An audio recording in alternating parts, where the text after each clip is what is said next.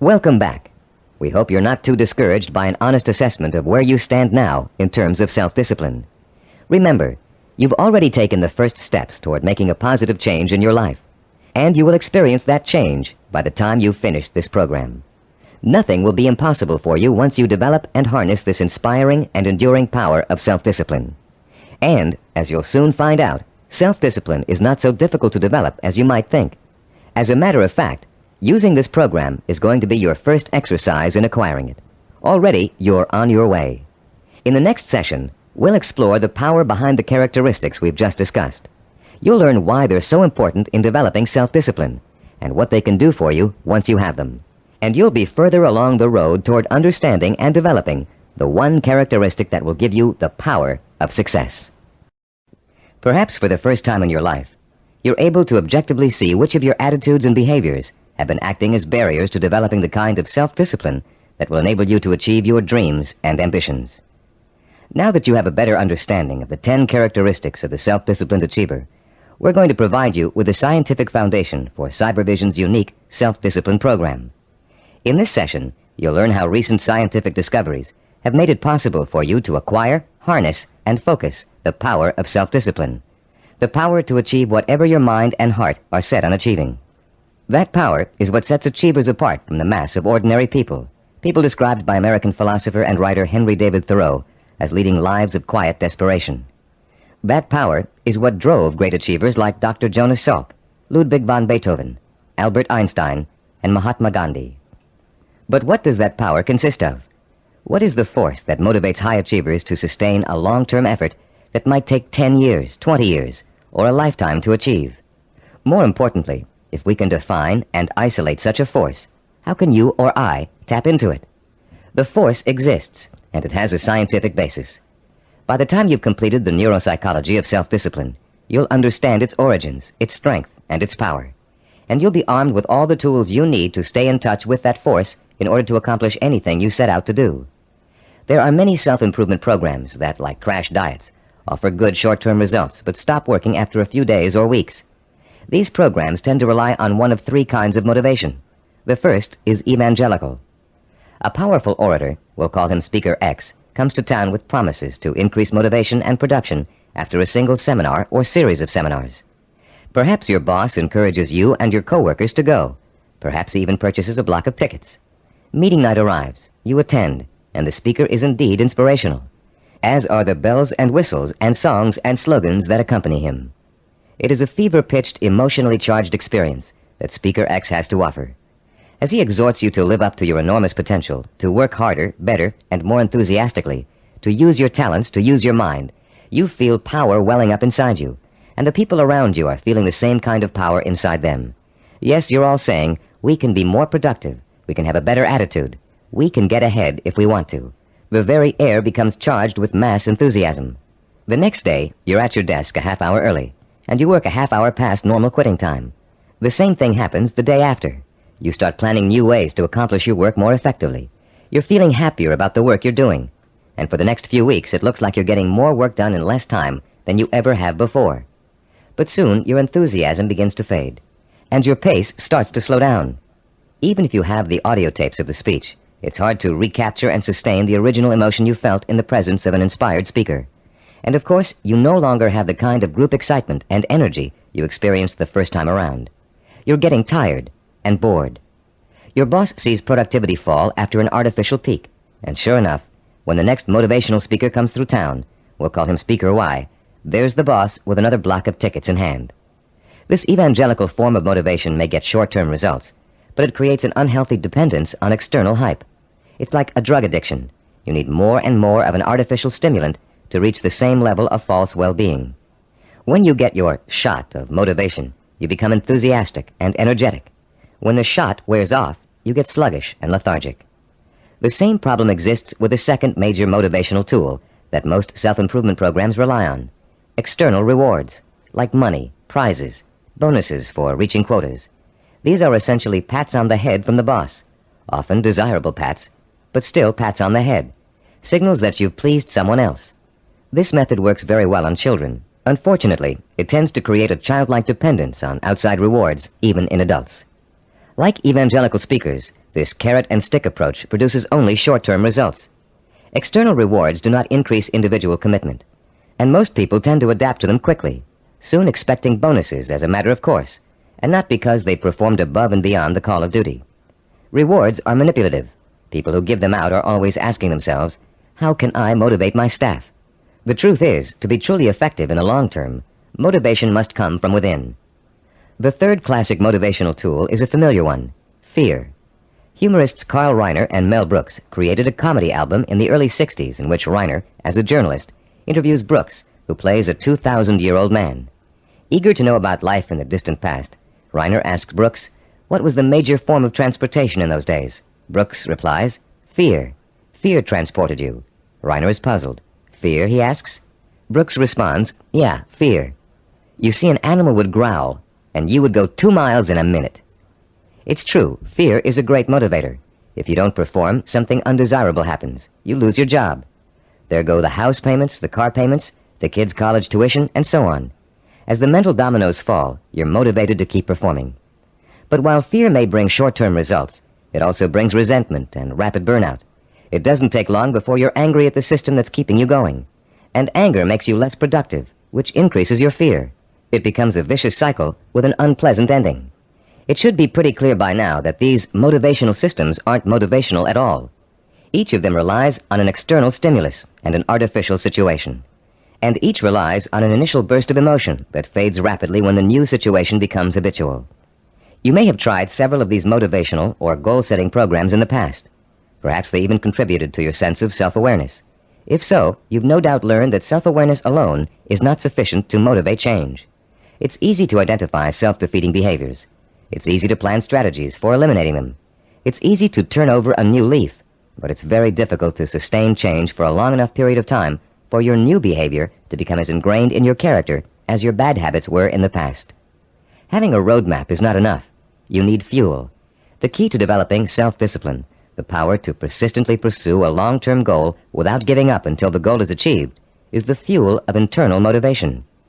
It would be nice if we were all born with the patience, drive, and skill it takes to achieve any long-range goal or complete any long-term project. But we're not. Self-discipline is a learned behavior. Years of research at major American universities, primarily California's Stanford University, have proved it.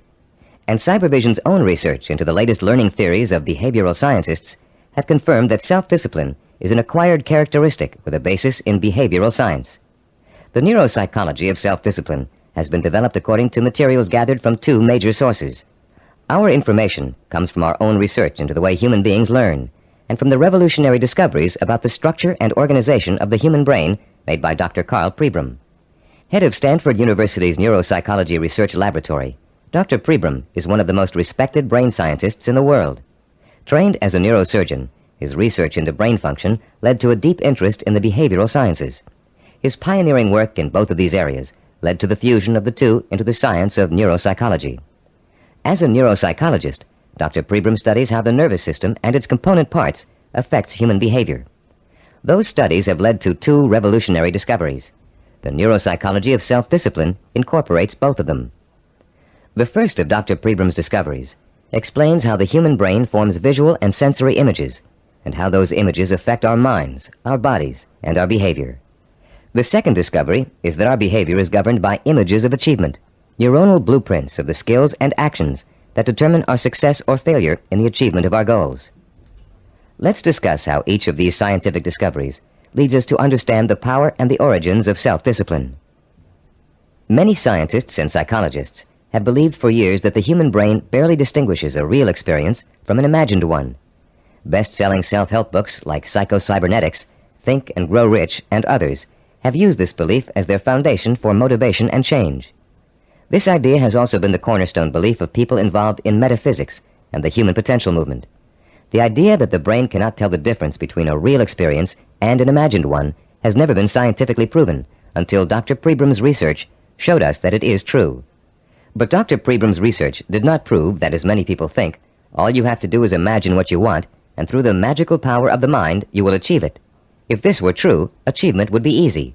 And as anyone who has tried to achieve a long-term goal will tell you, it is not. Put into its proper perspective, this concept of imagination is critical to achievement. but not because imagination possesses a magical power to attract success like a magnet. Imagination is critical to achievement because it evokes the power and emotion that stimulates and sustains the drive to achieve.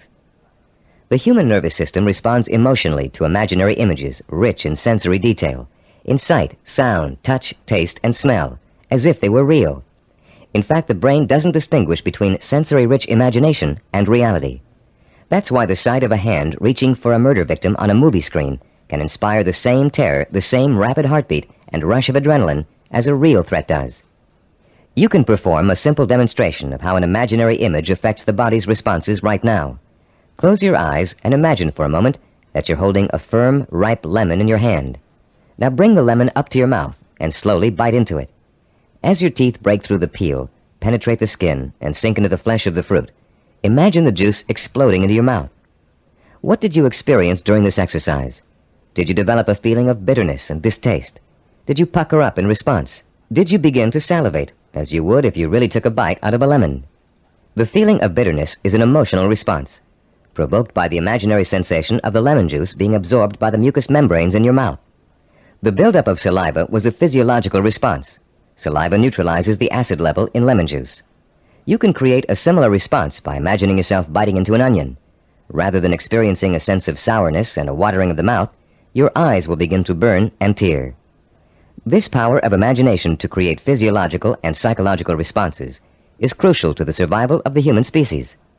The images of love and eroticism stimulate sexual response for reproduction. The image of fear stimulates the fight or flight response for survival. But our brain's ability to respond to images is a two-edged sword. The person who is dominated and controlled by emotional impressions becomes a victim of his own sensory images. These people act impulsively in response to their feelings.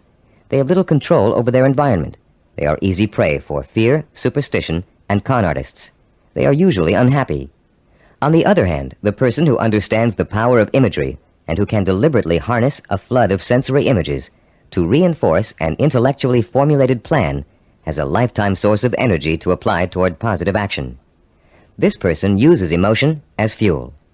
Only when the imagination is harnessed and focused on the benefits and rewards of a specific goal can we light the fires of self-motivation and develop the kind of self-discipline that will help us achieve that goal. Dr. Pribram made a second significant discovery in his research into the brain and human behavior. He found that all of our actions are governed and driven by what he calls an image of achievement. That image of achievement is actually a mental blueprint for reaching a goal. It is made up of images rich in sight, sound, touch, taste, and smell. And in the mind of a highly self-disciplined achiever, it serves as the source of emotional fuel that drives him to work long and hard to reach his goal. Wimbledon tennis champion Stan Smith reported that once he realized that he could compete with some of the world's best tennis players, he established a vision of himself becoming the #1 tennis player in the world. He imagined winning the Wimbledon title years before he actually achieved it. He saw himself receiving the trophy, dancing at the winner's ball. He felt the worldwide acclaim that would accompany his success. He used that vision as an emotional well from which to draw the necessary strength, persistence, and perseverance to spend thousands of hours in practice and competition, developing the skills and experience that would eventually see him to the realization of his dream. Have you ever heard someone say, "I wanted it so bad I could taste it"? That's the kind of stimulus that motivates the self-disciplined achiever. Not only can the achiever taste victory, he can see, smell, hear, and feel it too.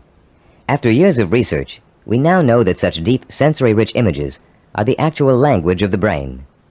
Although it is actually far more complex, the brain can be compared to a computer. Computers, also referred to as hardware, can do nothing by themselves.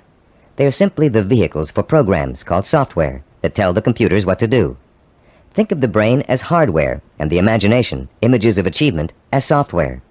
Images of achievement tell your brain what to think, which in turn tells you how to act. The right images can set in motion a chain of events that will lead you towards any kind of achievement you can imagine. Author Joe Himes describes watching a Taekwondo master named Young Tai Lee practicing blows against a straw-covered board. Lee pounded his fist again and again against the board, oblivious to the fact that his knuckles were bleeding. When Lee's practice was over, Himes asked him whether his hand hurt. Lee replied, "Not until just now, when I thought about it." When Himes looked astonished, Lee explained further, "When I was striking the Makawara board as you came in, my mind was on my home in Korea. Though I was standing here, I was seeing the mountains I knew as a youngster and the children I played with, hearing their laughter and my mother's voice. I was unaware of the pain in my hand. Lee then told a dramatic story of his own Taekwondo master, who once underwent a sinus operation with only his own concentration for an anesthetic. How was that possible, Hyams asked. Regulate your breathing, Lee replied. Fix your eyes and mind on something else, perhaps a rock or a spot on the floor or ceiling. Concentrate on that object, savor it, taste it, give it color, and smell the dimension. Let it absorb all your thoughts and concentration, and the pain will diminish. If we replace the word object in Lee's description with the word goal, we have the perfect description of a sensory blueprint. Concentrate on that goal, savor it, taste it, give it color, and smell the dimension. Let it absorb your thoughts and concentration. This ability to use sensory images to marshal one's powerful sensory impulses toward a goal is the essence of self-discipline. We are all born with imagination. Self-disciplined achievers have learned to use it to achieve even the most seemingly impossible goals. The self-disciplined achiever begins the journey to success with imagination. He asks himself, if I can have whatever I can imagine, what do I want? What is my purpose? When he has defined that purpose, he uses his imagination to create a vision of achievement, a sensory-rich image that will evoke an emotional response so strong that he is driven to action to bring his vision to life. And when he has achieved that goal, he uses his vision to create new goals, for the self-disciplined achiever never stops. He has learned such a powerful method for becoming successful that the pleasure of succeeding has for him become life itself. The self-disciplined achiever also uses imagination to change his goal whenever necessary. As images evoke emotion, and emotion propels him to act, he gets closer and closer to his goal. And the closer he gets, the more his reality changes. When it changes in such a way as to make his original goal either impossible or undesirable, he changes that goal to fit his new reality. The self-disciplined achiever creates a feedback system that ensures that he will never give up, and he will ultimately achieve what he wants. This is where most people fall down. They're working towards a goal, and suddenly circumstances interfere with that goal. They get sidetracked. Then when they try to get back on course, it doesn't work.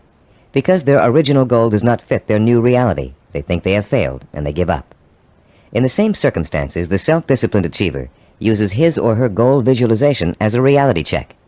If reality suddenly dictates that the original goal won't work, the goal must be altered to fit reality. The achiever has not failed. He or she has set a new course that will lead to success. Take someone who sets out to become an obstetrician. After 4 years of pre-med and 2 years of medical school, our self-disciplined achiever suddenly realizes that she's far more interested in becoming a neurologist. Should she drop out of medical school? Of course not. She'll simply switch her visual blueprint to another field of medicine and change her plans for where she'd like to intern after medical school. She doesn't think of herself as a failed obstetrician. She thinks of herself as a successful neurologist. Or take the businessman who wants to open up a retail store in his neighborhood. During the knowledge-gathering process of talking to other business owners, discussing loans and insurance with bank officers, and looking into buying franchises, he discovers that a retail operation won't really fit his particular talents or expectations. Instead, he realizes he's a perfect candidate for starting a direct marketing company, so he changes his vision and his direction to fit his new goal. For these people, the fire still burns, but the trial and error process of working towards their goal has led them in directions they wouldn't originally have thought to go in, and they will be successful because they're flexible enough to grow and change as their goals grow and change. The relationship between vision, self-motivation, and achievement can be condensed into an easy-to-understand 7-step formula for developing self-discipline. The first step in developing the power of self-discipline is to create a purpose. You must define a cause to which you can wholeheartedly commit your time, resources, and energy. This cause points you in a direction. It gives you a reason for making the effort. It lights a small spark inside you that will soon begin to burn with emotion and drive. The second step is to find role models who have already achieved what you want to achieve. Study their life patterns, their methods and techniques for reaching their goals. Let their example inspire you, and realize that they are normal people just like you, but they are self-disciplined people. With the power of self-discipline, you can achieve as much as they have. With a firm purpose in mind and an exciting sense of possibility sparked by your role models, you'll find yourself developing a strong-willed emotional belief in your ability to succeed. The first small spark of hope is turning into a glowing ember of possibility. In the third step, you'll translate your feeling of possibility into a sensory-rich vision of success. At this point, with a vision rich in touch, taste, sight, smell, and sound in front of you, you'll make the leap from the possible, "I think I can do it," to the heartfelt, "I know I can do it." Your vision and your belief will fan the embers of conviction until they burst into a flame of emotion that incites you to action. This all-encompassing flame of emotion is the fourth step of the formula. It is what gives you the energy, the creative power, and the desire to single-mindedly see your vision through to its successful completion. Motion is the root word for emotion. The original meaning of the word emotion is, in fact, a moving, a stirring, an agitation, which is precisely what happens when belief in your goal catches fire. The fifth step in our formula is planning, the first bit of action inspired by your emotion. Through effective planning, you can identify and map out the steps you need to take in order to make your vision a reality. You'll figure out exactly what you need to do to accomplish your goal and how long it will take. And turning your vision into a concrete goal will further fuel the fires of emotion and action. Once your vision has become a plan, you must acquire the knowledge and skills necessary to implement that plan. This is the sixth step in the formula for developing self-discipline. No matter how difficult the learning process might be, you continue to draw inspiration and fortitude from your vision. And each time you master a skill, your confidence in your ability to achieve increases. The seventh and last step in our formula is what we call persistence and perseverance. Persistence is staying with your vision, seeing it through to its completion, no matter how long it takes or how difficult it is. Perseverance is persisting in spite of setbacks, disappointments, and hardship. Once you begin acting to achieve your goal, your drive to sustain the forward motion, to persist and persevere, is constantly fueled by the strength of your initial vision. And as you get nearer and nearer to accomplishment, the vision becomes more and more real. As your vision fuels reality, and reality fuels your vision, your drive to achieve begins working like a giant breeder reactor. You've put into motion a self-perpetuating spiral of vision, belief, emotion, motion, and reality. This formula for harnessing the essence of self-discipline will change your life. For the first time, science has given us the power to truly be able to change our own circumstances from the inside out, to understand what makes men and women overcome tremendous odds and obstacles to achieve greatness. For the first time, greatness is within the grasp of each of us. Through the understanding of the scientific principles that govern our thinking and behavior, we can, for the first time, program ourselves for success. In the next session, you'll begin to put the principles you've just learned into action. You'll learn a powerful sensory exercise which will let you determine your true goal. And once you've taken that vital first step, you can begin the exciting journey of action that will propel you towards the ultimate achievement of your heart's desire. At a recent workshop based on the neuropsychology of achievement, Cybervision President Stephen DeVore was asked an interesting question by a young corporate product manager. Mr. DeVore had been outlining the principles of goal setting when the product manager said, "You know, there's one problem I haven't yet solved. We talk about opportunities and goals, but there are so many opportunities to choose from, so many different directions we can go. How do you figure out exactly what you want to go for? How do you focus in on one choice among so many?" This session addresses that very problem, the problem of finding a purpose, and it isn't always easy. We live in a free society filled with opportunities for anyone who wants to take advantage of them. It's wonderful to have so many choices, but sometimes it makes choosing what you really want to do, your purpose, even more confusing than ever. Still, there are ways to narrow your choices down, and this session will show you how to do it. Through an exciting and powerful 4-point exercise, you're going to learn to pinpoint what it is you want most in life, out of all the things you may think you want. It will take some effort, some soul-searching, some creative thinking, and the outcome may surprise you. By the end of this session, you'll have chosen and defined what we call a macro purpose. The term macro means large or inclusive. Your macro purpose is equivalent to what creative people call the big idea. It's your main desire, your real purpose in life, your reward for hard work and effort. It's going to become your very reason for existing. Besides defining your macro purpose, in this session you're going to learn what micro purposes are and how they're used. Micro purposes are the stepping stones to your macro purpose. They consist of all the things you need to do to achieve your most important ambition. To help you thoroughly understand the concept of macro and micro purposes, think back for a moment to your early years in school, when you first learned to do simple math. Remember what a struggle it was to understand how to add, subtract, multiply, and divide? Numbers seemed a mystery to you back then, and you may have thought you'd never learn how to perform the most basic math functions. At the time, learning math for you was a macro purpose, and all the elements of learning it were micro purposes. You had to learn to count, for one thing. You had to learn the symbols for addition, multiplication, subtraction, and division. And you probably had to memorize the multiplication tables. As an adult, math seems to hardly be important, but you couldn't balance your checkbook or manage your money without it. And if you're a stockbroker, accountant, retail store manager, or bank teller, among other things, math is an important part of your job. So math was a micro purpose that helped you launch your present career, your macro purpose. If your desire is to earn a college degree, a macro purpose, you must take a certain number of courses and amass a certain number of credits. Each course you take that counts towards your degree is a micro purpose. But if you want to be a doctor, earning a bachelor's degree by itself is only a micro purpose. You still have to attend and graduate from medical school and complete an internship, more micro purposes, before you can be licensed to practice medicine. As you can see, macro and micro purposes change according to your stage in life and what you want to accomplish at the moment. A teenager may enter college with no clear idea of what he or she wants to do except finish school, the macro purpose of the moment. But by the third year of school, that student may decide on a career that requires additional schooling and a period of apprenticeship. So finishing school becomes a micro purpose, a stepping stone to a rewarding career. But macro and micro purposes don't just apply to careers or lifelong goals.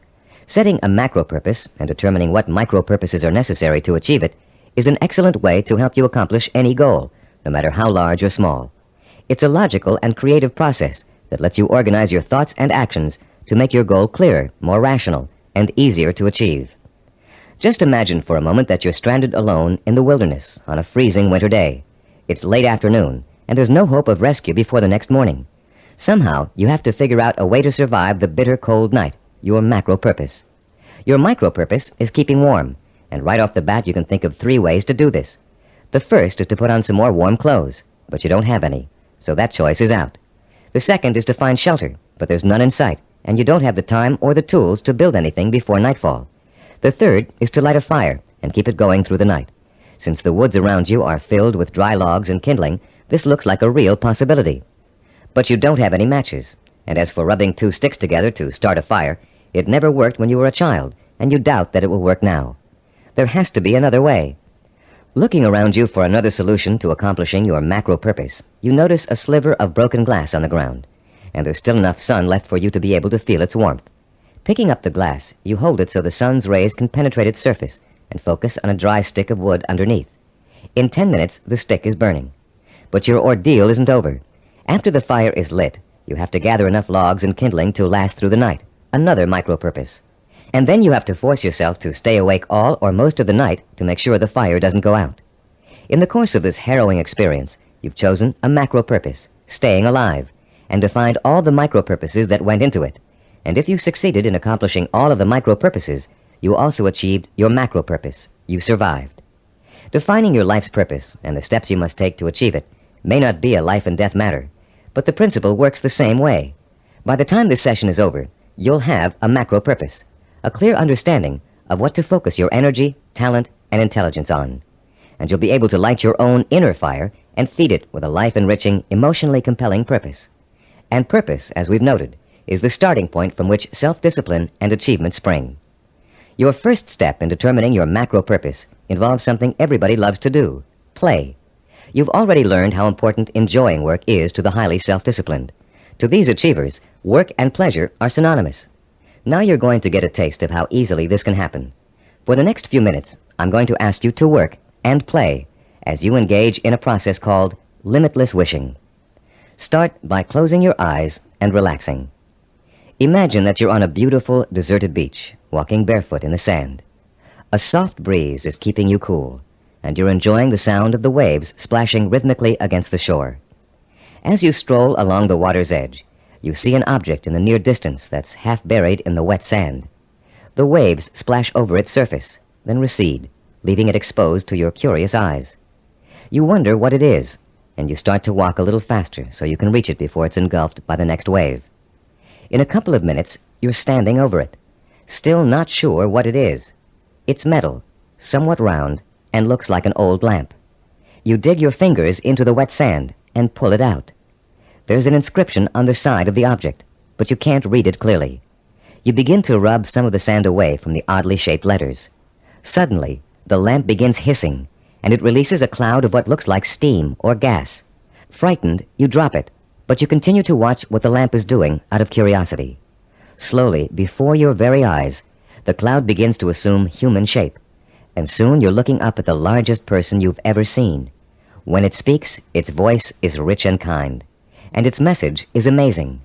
The genie thanks you for releasing him from hundreds of years of captivity inside the lamp, and according to the hospitality of his people, he offers you a reward for helping him. You have only to name 5 wishes, he says, and they will be granted. You can ask for anything, he tells you, as long as it is specific and humanly possible to achieve. At first, you refuse his offer, but as he continues urging you to accept, you begin to realize that no, you aren't dreaming, and yes, you really can have your 5 wishes.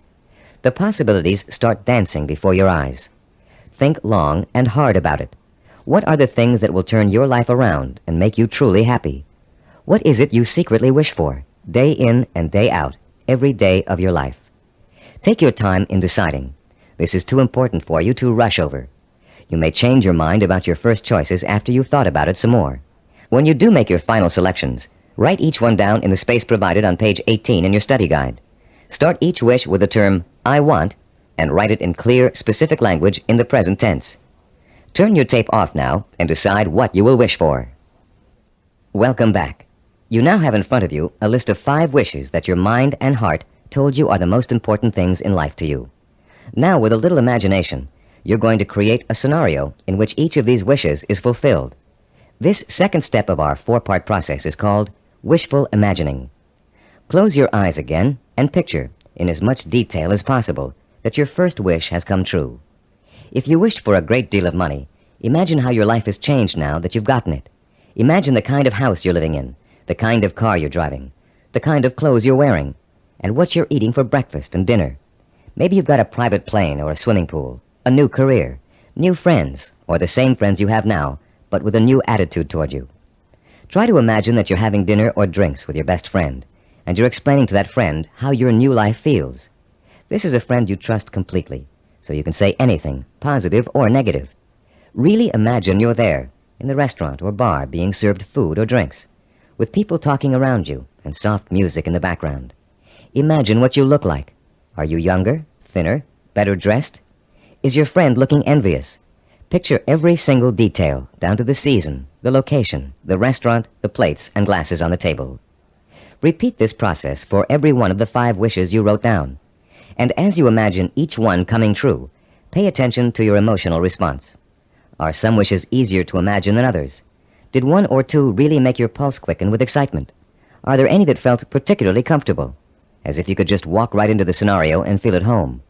Which one seemed to draw you in like a magnet? There will be one wish that unmistakably evokes the greatest emotional response in you. That wish will be your final choice, and you'll be ready to proceed to the 3rd step in defining your purpose, the step we call creative biography. When truly accomplished people pass away, they've generally left behind a legacy of achievement in art, finance, politics, or the social sciences. Biographers and historians then catalog those achievements so others can read about them for inspiration. For example, here's the entry on a man named Thomas Arnold from the Britannica Junior Encyclopedia. The text of this biography also appears in your study guide on page 18. The biography reads as follows. Thomas Arnold, 1795 to 1842. Some people are loved without being respected, and others respected without being loved. Arnold of Rugby was loved by many, respected and admired by everyone who knew him. Born at Cowes, Isle of Wight, this great headmaster and scholar was educated at Winchester and at Oxford in England, where he distinguished himself in classics and history. He left Oxford in 1819, and after 9 years of study and writing, was elected headmaster of Rugby School. His powerful personality set its mark on the school from the first, and made it great in a new sense. He was very religious, and he inspired his boys with new and more serious ideals of scholarship and life. He found time, too, during the 14 years of his headmastership, to publish sermons, an edition of the Greek historian Thucydides, and a history of Rome. In 1841, he was appointed professor of modern history at Oxford, but died the following year. He was buried in Rugby Chapel, and his son Matthew wrote a beautiful elegy about him on that occasion. Arnold was too forthright to be tactful in his dealings with boys or indeed with grown-ups, but he always won their respect, and often their love, by his high-minded attitude toward life and its responsibilities. This entry can only summarize the lifelong accomplishments of a beloved teacher and respected scholar. But listening to it, you can get a good idea of the purpose which must have guided Thomas Arnold. Here was a man who valued learning, scholarship, teaching, and personal integrity above all else. What do you value above all else? What would you like to be remembered for? Relax and close your eyes again. Now imagine that you hold in your hands an encyclopedia published in the year 2100. It's a heavy book with a solid feel to it. You can smell the leather binding and feel the crisp new paper as you open it. Find the section that begins with the first letter of your last name. Then turn the pages slowly as you search for the entry that gives you the details of your life. There it is, suddenly, clear as a bell. Your heart beats just a little bit faster as you see your name in bold-faced type. Now you're burning with curiosity. Did they include the most important things about you? Are your most cherished accomplishments in there? Did they understand the purpose behind the things you did? You begin to read the entry to find out. Yes, it's all there. Your birth date and hometown, the schools you went to, where you lived. And then the words that describe your highest achievements, your contributions to society. Savor the words as you read them. Let them form a clear picture in your mind of the kind of person you were and what your purpose in life was. When you've finished reading your own biography, turn off the tape and write down what you just read in the space provided on page 19 of your study guide. Don't leave out a single detail. Make sure you paint a vivid picture of the self-disciplined achiever who worked so long and hard in pursuit of a single purpose that he or she ended up deserving an entry in such a distinguished publication. When you've finished writing your own biography, please turn the tape player back on. Welcome back. Now that you've completed the limitless wishing, wishful imagining, and creative biography exercises, a clear pattern should be emerging. You should now be able to answer the question, what do I, deep in my heart, really want to do? What is my purpose in life? Your fourth step in determining your purpose is writing this, the answer to that all-important question, down. You're now going to compose a personal statement of purpose. But before you do it for yourself, imagine that you're going to do it for someone else, a famous historical figure, for instance. Try George Washington. What do you think his statement of purpose might say? After all, he accomplished a great deal, not the least of which was becoming the first president of the United States. But George Washington never actually intended to become the first president. He was elected because of the kind of purpose he really had. A purpose statement for George Washington might read, I would like to use all my strength, courage, knowledge, and resources to secure liberty and freedom for all my fellow colonists. George Washington was a great statesman and public servant, but there are other kinds of achievers. Amelia Earhart, for example. Even in childhood, she had a definite purpose in mind. It was not to be a famous woman aviator. That came later, as a natural outcome of what she really wanted to do. Amelia Earhart's purpose statement, composed when she was still a child, said, When I grow up, I'm going to have adventures and show the world that women can be as heroic as well as men. Welcome back again. You've come a long way in this session. You've learned to use limitless wishing, wishful imagining, creative biography, and a statement of purpose to narrow down your options and make a final choice about where you're going to focus your efforts. You've just used this four-part process to make a major decision about what you really want to accomplish and achieve in your life. But you can use it again and again, anytime you feel it's necessary, to aid you in making any kind of decision, from the smallest to the most important. This process works equally well for macro and micro decision-making. Whether you know it or not, you're now well on your way to becoming a self-disciplined achiever. You've learned to use one of your richest natural resources, your intuition and imagination. You've discovered what it is you really want to achieve and have written it down as a statement of purpose. You've laid the solid foundation upon which the power of self-discipline is built. We'd like to congratulate you on what you've already accomplished. In our next session, you're going to learn how role models can inspire and teach you to achieve your lifelong ambition. In Homer's The Odyssey, one of the oldest surviving epic poems in the world, there is a character named Mentor. A wise and practical man, Mentor kept everything running smoothly at home, while Odysseus, the hero of the tale, went off for 10 years to have adventures. Mentor played his role so well and gave such wise and true advice that his name has become part of the English language as a representation of what he stood for. The American Heritage Dictionary defines a mentor as a wise and trusted counselor or teacher. This session is about mentors. Few achievers can ever reach their goals without them. Mentors provide you with the kind of inspiration, motivation, and example that can make the difference between achievement and failure. Mentors help you to develop the belief that anything is possible. And mentors allow you to learn through modeling, that is, emulating the person you'd like to be. In ancient civilizations, mentors were revered. In the 18th century BC, there lived a wise Babylonian king named Hammurabi. One of his greatest achievements was developing and drafting mankind's first set of civilized laws, known today as the Code of Hammurabi. This king was so wise that one of his laws required all men of learning and craftsmanship to pass on their knowledge and skills to the young through examples their students could follow.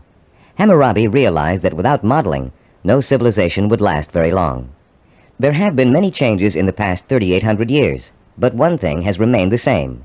Without modeling, learning and achievement are not possible. It is a rare person who can forge a new path in society without consciously or unconsciously imitating someone that came before him. It is a rare artist who develops a new style without first having worked in the style of a master he or she has always admired.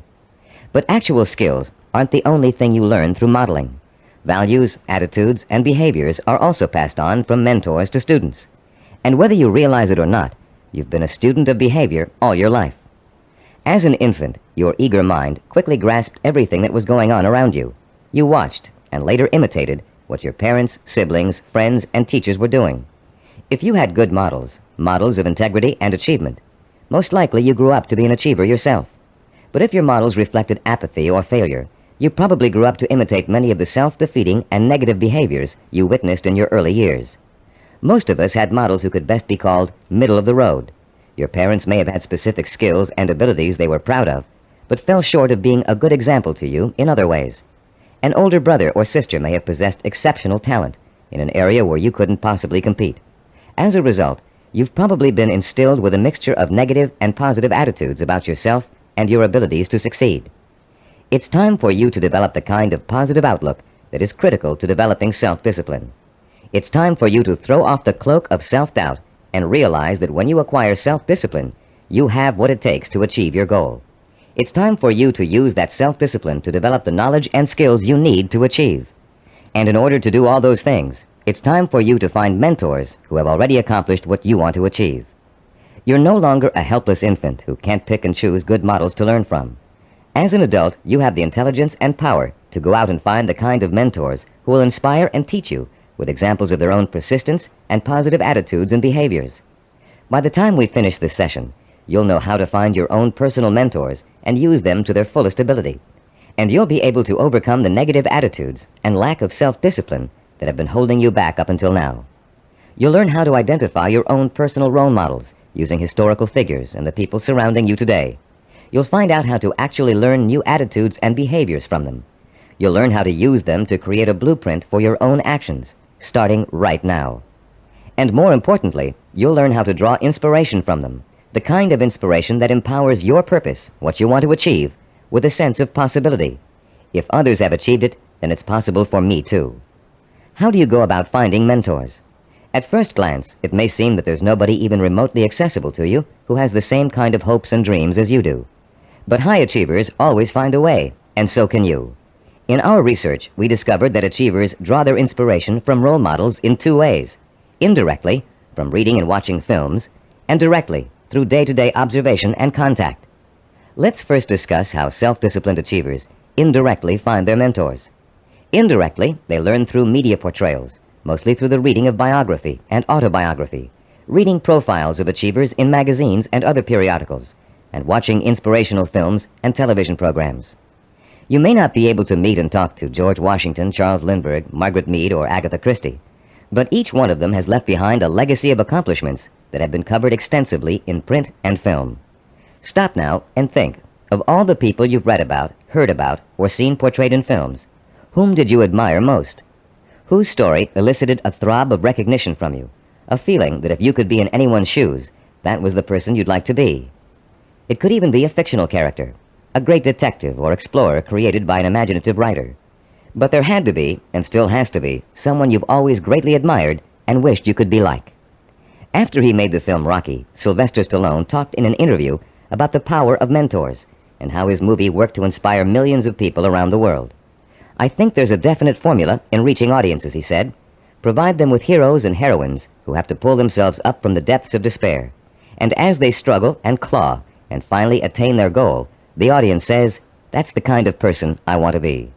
Stallone's character Rocky is the embodiment of a man obsessed with and driven by a vision rich in emotion and purpose, a self-directed achiever who overcame the odds through hard work, effort, persistence, and perseverance. Browse through the New York Times nonfiction bestsellers list this Sunday in your local paper. You'll find that half the books listed are biographies or autobiographies, testaments to people of enormous self-discipline and high achievement. Examples of the power of self-discipline are all around you. You only have to visit your library, your local newsstand, the closest movie theaters, or your local video store for inspiration. Your first step in finding a self-disciplined mentor is to search out books, magazine articles, and movies in which the main characters, fictional or real, have achieved something similar to what you want to achieve. And after studying these people, you can begin to answer the questions. What is it I must do to achieve my goal?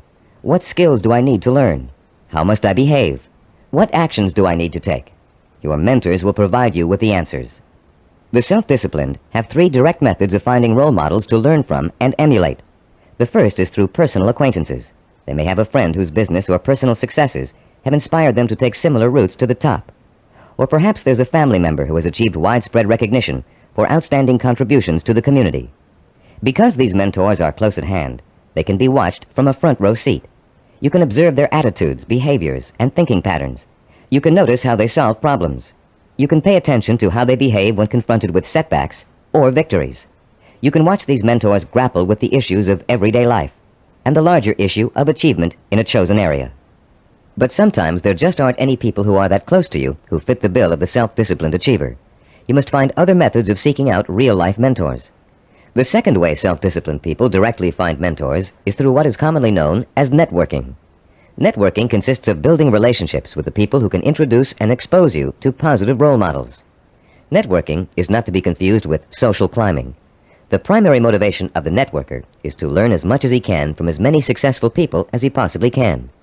The main benefit from networking is the quality of the contacts you can establish. Contacts that will create greater opportunities and put you in the mainstream of successful, self-disciplined role models. The third source of finding models directly is apprenticeship, learning directly from a master mentor. The concept of apprenticeship may seem old-fashioned in a world of computer-assisted learning and mass public education, but most of the high achievers we studied apprenticed themselves in some fashion to a mentor who could pass on his or her skills through intentional, personalized learning. Apprenticeship is extraordinarily common in the arts, trade crafts, business, medicine, law, politics, teaching, and sports. Leaf through any encyclopedia and notice how many of the achievers profiled learned their skills under the tutelage of a master mentor. Some people are obvious masters of their craft and easy to pick as mentors, but sometimes it isn't so obvious, especially when it comes to business or professional achievers. How can you choose among several possible candidates? How can you pick the person who is most likely to provide you with the inspiration and example you need? In Session 2, you used an assessment form to compare your own behaviors, habits, and thought patterns against the 10 positive characteristics of the self-disciplined achiever. On page 25 of your study guide, you'll find a similar form that you can use to identify the strengths and weaknesses of prospective mentors, with instructions on how to use it. Put this form to work for you as you seek out that special person who can help you achieve your most cherished dreams and goals.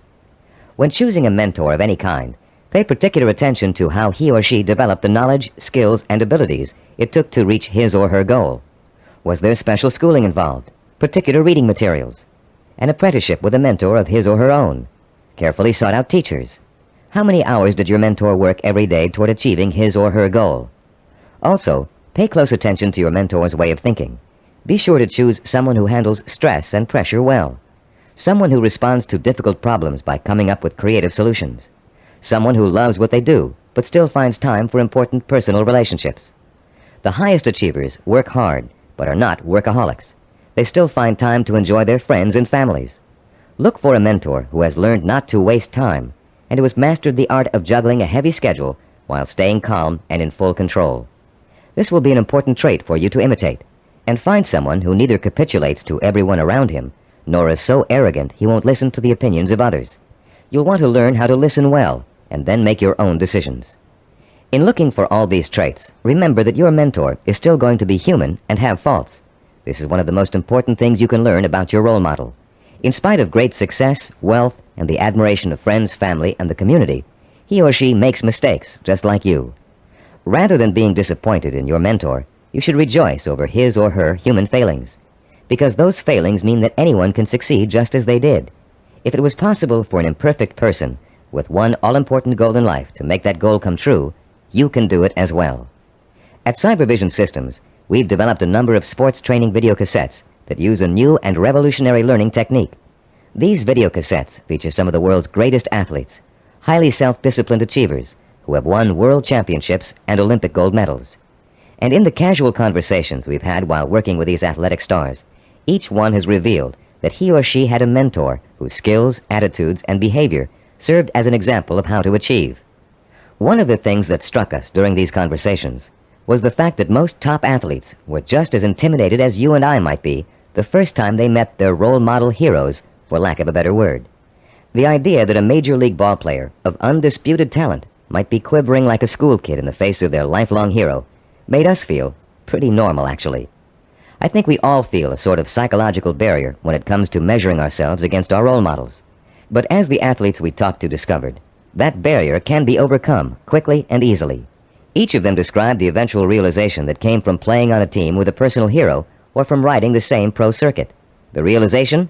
As Olympic gold medal skier Jean-Claude Killy put it, everybody puts his pants on one leg at a time. What each of them realized was that they too could easily perform like the role model they idolized. The idols, viewed close up, turned out to be as ordinary as the worshippers.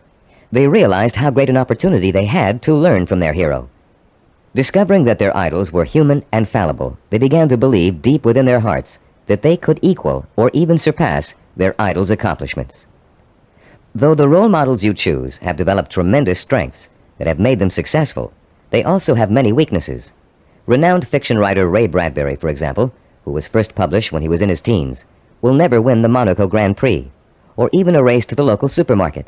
Why? Because he never learned to drive a car, a skill most of us acquired long ago without thinking about it twice. A friend of ours who was independently wealthy, a local politician, a publisher of fine art books, and a world traveler, wears finely crafted boots with all his clothes, even his business suits. Is it part of his personal style? Yes, but his close friends know his secret. He never mastered the bow knot. This much-admired man literally cannot tie his shoes. Recognizing how human and fallible your mentor really is, demystifying your role model, plays an important role in boosting your confidence in your own ability to succeed. If a man who cannot tie his shoes can become a politician, a publisher, and a self-made millionaire, what couldn't you accomplish with the same ambition and drive that got him where he is? This is a man who never let minor shortcomings hold him back. He and 1,000 other mentors will prove to you that you don't have to be perfect to succeed.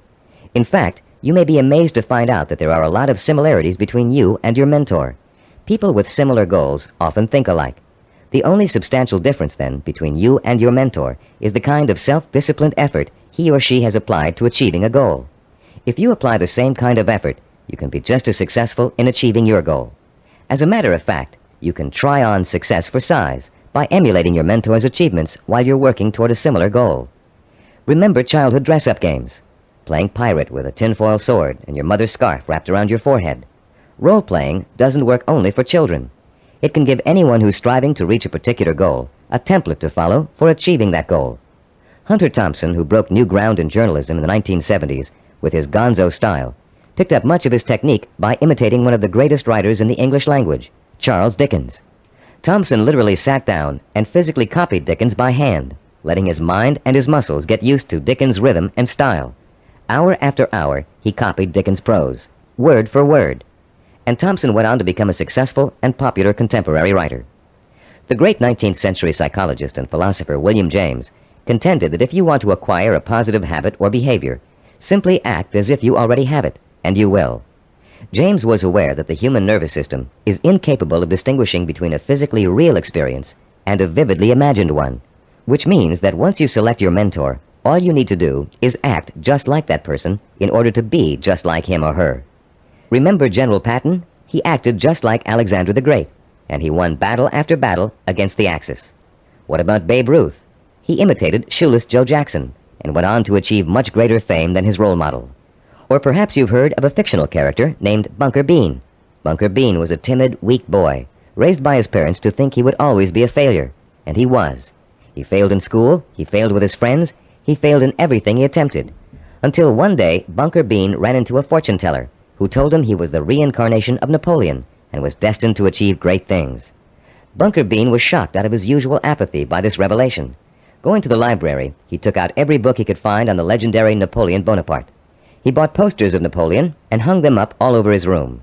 And as he studied about the emperor, whom he really believed was his former self, he began to imitate Napoleon's habits, attitudes, and behaviors. Years later, Bunker Bean was a rich and powerful man. He had everything anyone could have asked for. Running into the fortune teller one day, he thanked her for changing his life by telling him about his former self. And to his astonishment, she laughed and told him she had lied to him years before, just to get his money. He wasn't the reincarnation of Napoleon after all. Bunker Bean was crushed. But since he had spent the many years acting like his role model, he found he couldn't shake the habits of success he had acquired. It was then that Bunker Bean realized that everyone is born with the potential to be a great achiever, if they can only believe they are. You don't need a fortune teller to set you on the road to greatness. You do need to find a mentor, study that mentor, realize his or her strengths and weaknesses, and start imitating the behavior that made your mentor the success he or she is today.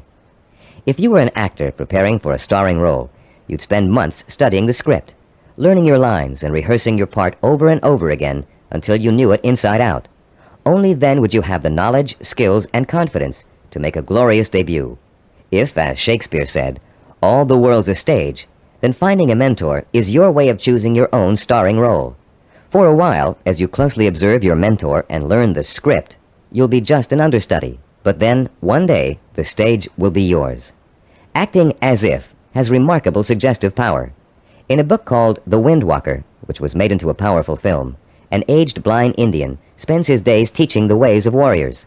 Sitting late at night, reflecting on the day's lesson and the children's reactions to it, he recites a poem to the heavens, part of which goes, "And did you not see the glow of their faces when he called them men, when he called them warriors? And is it not so that we become most quickly the persons we think we are?" And later, this passage appears. He was making the children feel important, that one day they could be important. That was the way of a teacher, of a true man. We're now reaching the heart of the action section of this program. In this session, you're going to learn how to transform your purpose into sensory-rich, emotion-provoking images of achievement. But before we do, let's quickly review the kinds of actions you've taken so far to begin your journey to achievement. In Session 4, you learned how to determine your purpose, the goal that represents the true desire of your heart and mind. This purpose is so important to you that you're willing to dedicate a great deal of time and energy to achieving it. It gives you a reason for living, and a reason for becoming the kind of self-disciplined achiever who can make it happen. In Session 5, you learned how to identify models of achievement, people who have already attained goals similar to yours.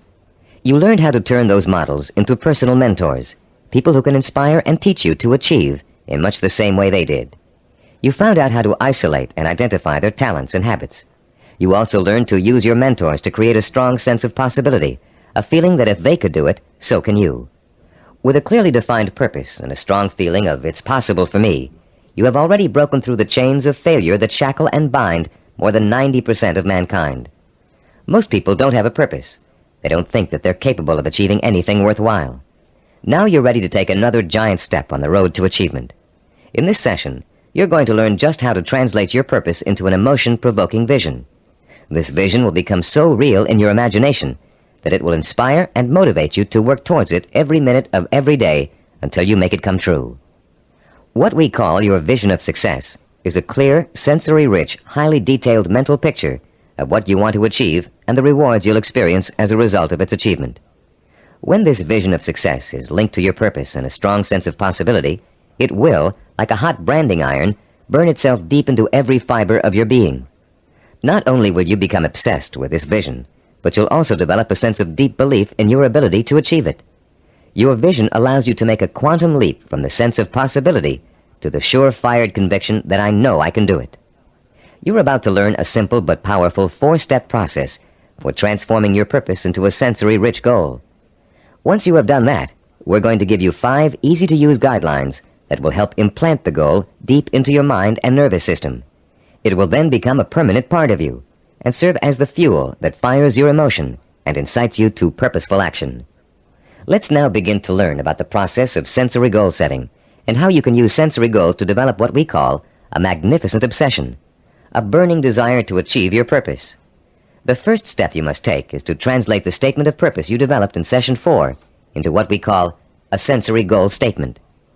As you recall, your statement of purpose was a general statement of what you would like to achieve. Your sensory goal statement is going to be much more specific. There are 3 main elements to the statement you are now going to write. First, it must be result-oriented. It must focus primarily on what you want to get out of your achievement. Second, your sensory goal statement must be time-specific. You must determine a point in time when your goal will be achieved. And third, it must be measurable. You must specify a criterion that lets you know when your accomplishment is complete. If you want to become a doctor, for example, your criterion might be finishing your internship and setting up your own practice. If you want to start your own business, your criterion of success might be the day you move into your own offices or hire your first employee. Having a measurable goal gives you the motivation to work towards a specific end. It also lets you measure your progress along the way and take corrective action if you're moving off target. This sense of having a concrete reality to work for, combined with an actual time frame and a result to look forward to, fuels your drive and compels you to work persistently and systematically toward the ultimate success of your endeavors. Let's quickly look at a few examples of how a statement of purpose can be translated into a sensory goal statement. Let's say your statement of purpose reads, I want to help cure disease. Your sensory goal statement might read like this. In June of 1989, I will receive a medical degree. If your purpose is to become your own boss, then your sensory goal statement might read, in January of 1987, I will open up a retail store of my own. If your purpose is to run a marathon, your sensory goal statement might read, in June of 1986, I will enter the Boston Marathon and complete the 26-mile run in under 5 hours. After writing your sensory goal statement, your next step in the sensory goal setting process is turning that statement into what we call a vision of achievement. The first way in which you're going to do this is by finding photographs in books, magazines, and newspapers that show people living, experiencing, and achieving your vision. If your vision is to become a doctor, look for photographs of a medical school graduation ceremony. Find pictures of doctors involved in research. Look at Scientific American, the New England Journal of Medicine, and similar publications aimed at doctors and scientists. If your vision is to be your own boss, find photos of people who own successful businesses. Business Week, Industry Week, and specific retail trade publications are good sources to try. If your vision is to run the Boston Marathon, make photocopies of newspaper stories about marathon winners that you can find in the library. And check Runner's World and similar publications aimed at serious runners. The purpose of this exercise is to give you some concrete images to inspire your own personal images of achievement. You'll learn how to create those personal images in a few moments. Creating a vision achievement scrapbook of pictures that personally speak to you about your own desire for achievement can have a powerful effect on your motivation and drive. Devote some time today or this evening to locating these pictures, and in the future, continually be on the lookout for more. The third step in the process of developing a sensory goal requires that you make a listing of all the advantages and rewards you will experience as the result of achieving your goal. For a few minutes, close your eyes and imagine that you have already successfully realized your ambition. How is your life different because of it? What recognition have you achieved? Has it made a difference with your family and friends? Has it made an impact on other areas of your life? Are you getting up at the same time in the morning, driving the same car to work? Are you going out more in the evenings, wearing different clothes? Turn to page 31 in your study guide, and in the space provided on Form 6.3, write down every single reward you can imagine resulting from the achievement of your goal. Don't just write down the general rewards, get as specific as possible.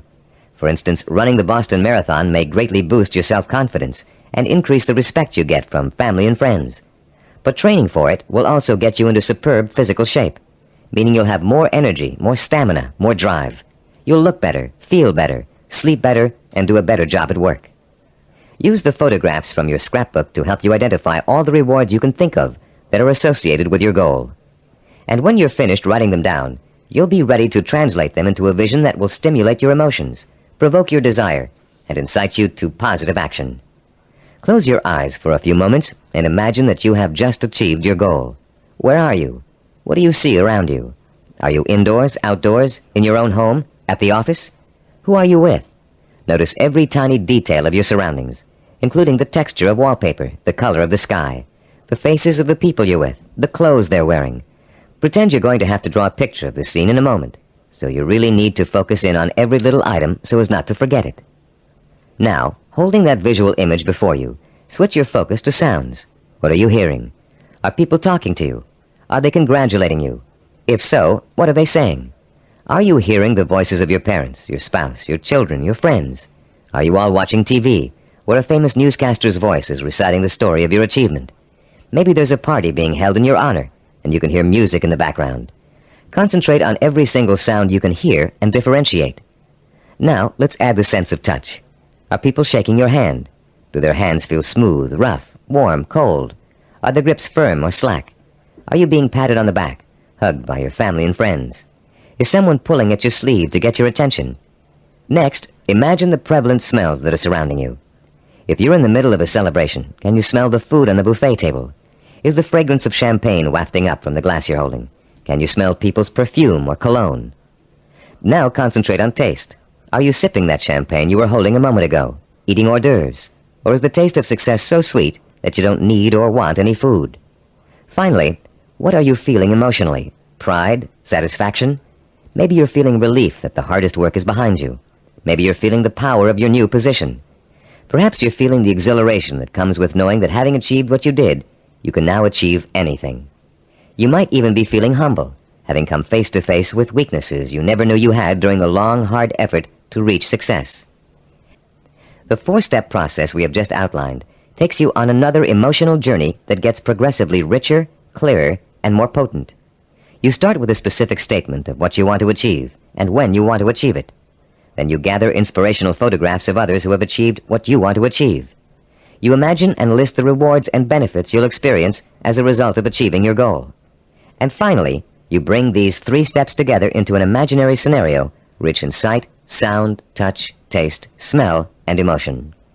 This scenario is your vision. It is the driving force behind all of your thinking and activity. The more intense and more detailed your vision is, the more emotional power it will pack. The more often you conjure up your vision, the more drive and sustaining power you'll have behind you. This drive and power will in turn enable you to develop working plans, working habits, knowledge and skills you need to achieve your goal. And it will help you to persist and persevere until it is accomplished.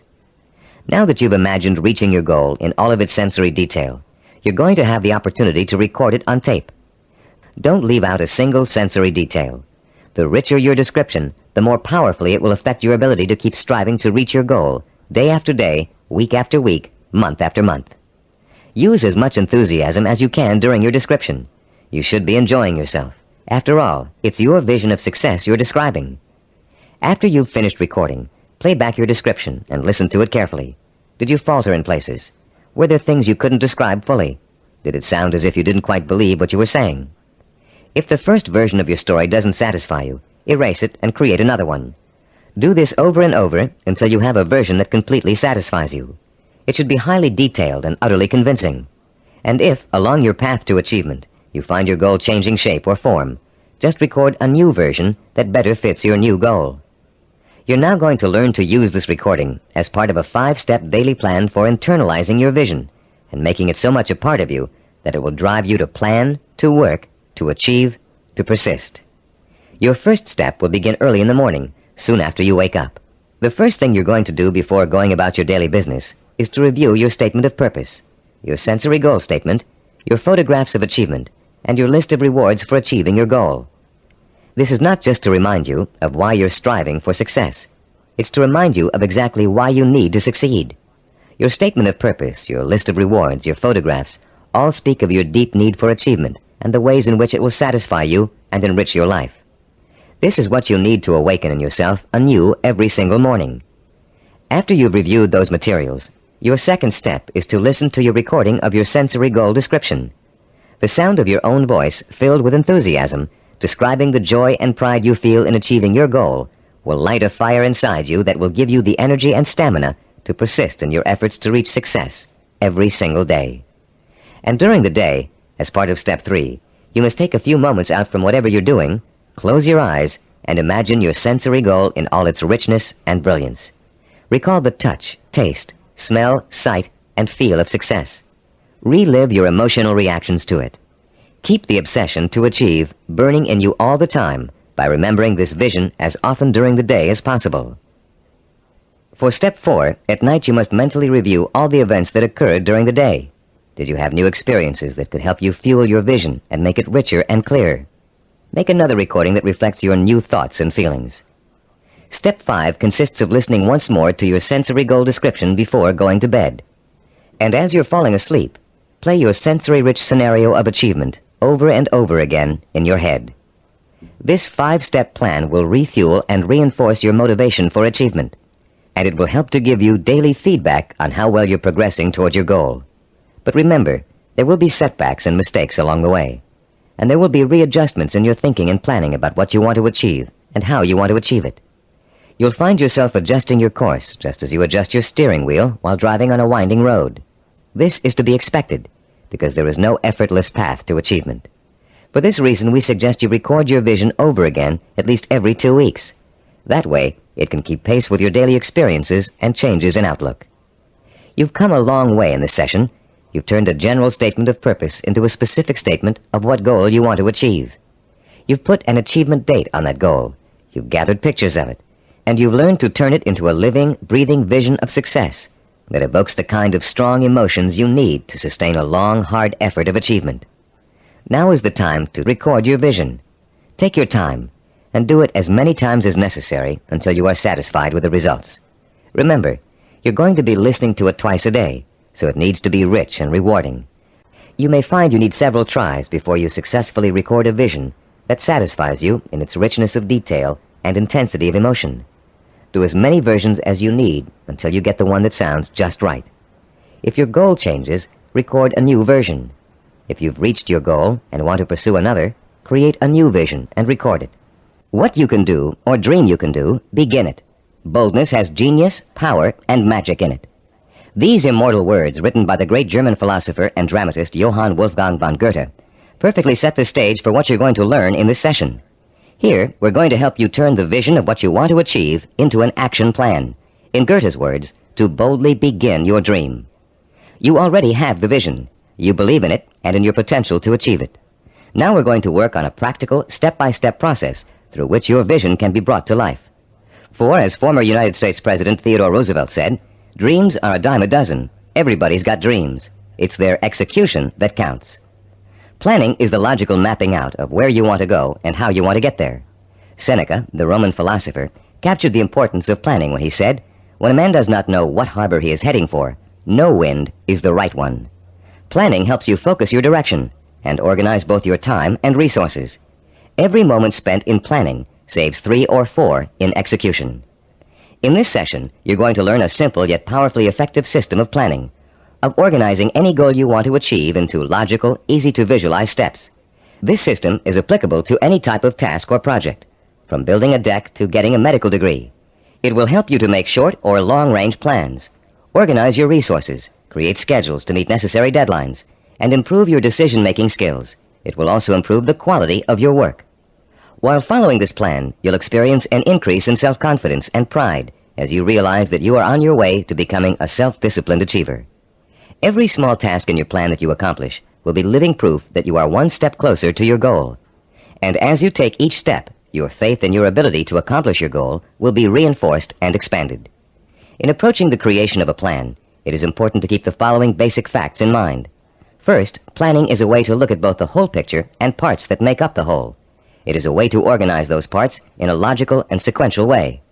One step should lead to another. More than that, each step you take should make the next step possible, like adding links to a chain to make a fence. We've introduced you to the concept of macro and micro achievements. The whole picture is your macro achievement. The steps you must take to achieve your macro achievement are micro achievements. If you want to build a house, a macro achievement, you must start by leveling the site and digging a foundation. Only after those steps have been accomplished can you go on to pouring the foundation, putting up the framing, putting in electricity and plumbing, finishing the walls, installing the roof, and so on. The second fact to keep in mind is that ideas take time to implement. I won't dwell at length on the subject of time now, since we're going to devote all of Session 8 to time. But I'd like to tell you a short story about a Micronesian island leader named Pialug that illustrates the kind of time and patience it takes to achieve excellence. 50-year-old Pialug is the most respected and powerful man in his community because he's a navigator. His grandfather had told him, if you learn navigation, you will have a name. You will eat the navigator's food. At sea, you will have more power than a chief. Peleg began learning navigation at the age of 5. Using shells and pieces of coral on sand, his grandfather created models of the constellations to teach him how to chart distance and direction. Peleg learned that at the right time of year, he could simply point the bow of his canoe at the rising star to steer his course. But since the stars rise 4 minutes earlier each evening, the rising star changes position every day. So Peleg also had to learn the positions of the multitude of lesser stars. It took him 45 years to learn every movement of every major and minor star and constellation in the nighttime sky. But having taken the time to learn, Peleg now enjoys the respect, admiration, and status in his community that comes with being a navigator. Like Peleg, you must recognize that it will take time to achieve your goal, weeks, months, or years. Like Peleg, you must develop patience in learning the steps that lead to your goal. With time and patience on your side, you'll be assured of realizing your ambition. And like Peleg, you'll achieve the respect that comes with final accomplishment. A third fact to remember in creating a plan of action is that ideas take concentrated work to come to fruition. Too many people like to think that managing a project means that others do the detail work. They can simply spin out ideas like sparks from a child's pinwheel toy, leaving others to tend the fire. If you leave others to tend the fire, don't blame them if the house burns down. Admiral Hyman Rickover spent over 40 years building America's nuclear submarine fleet.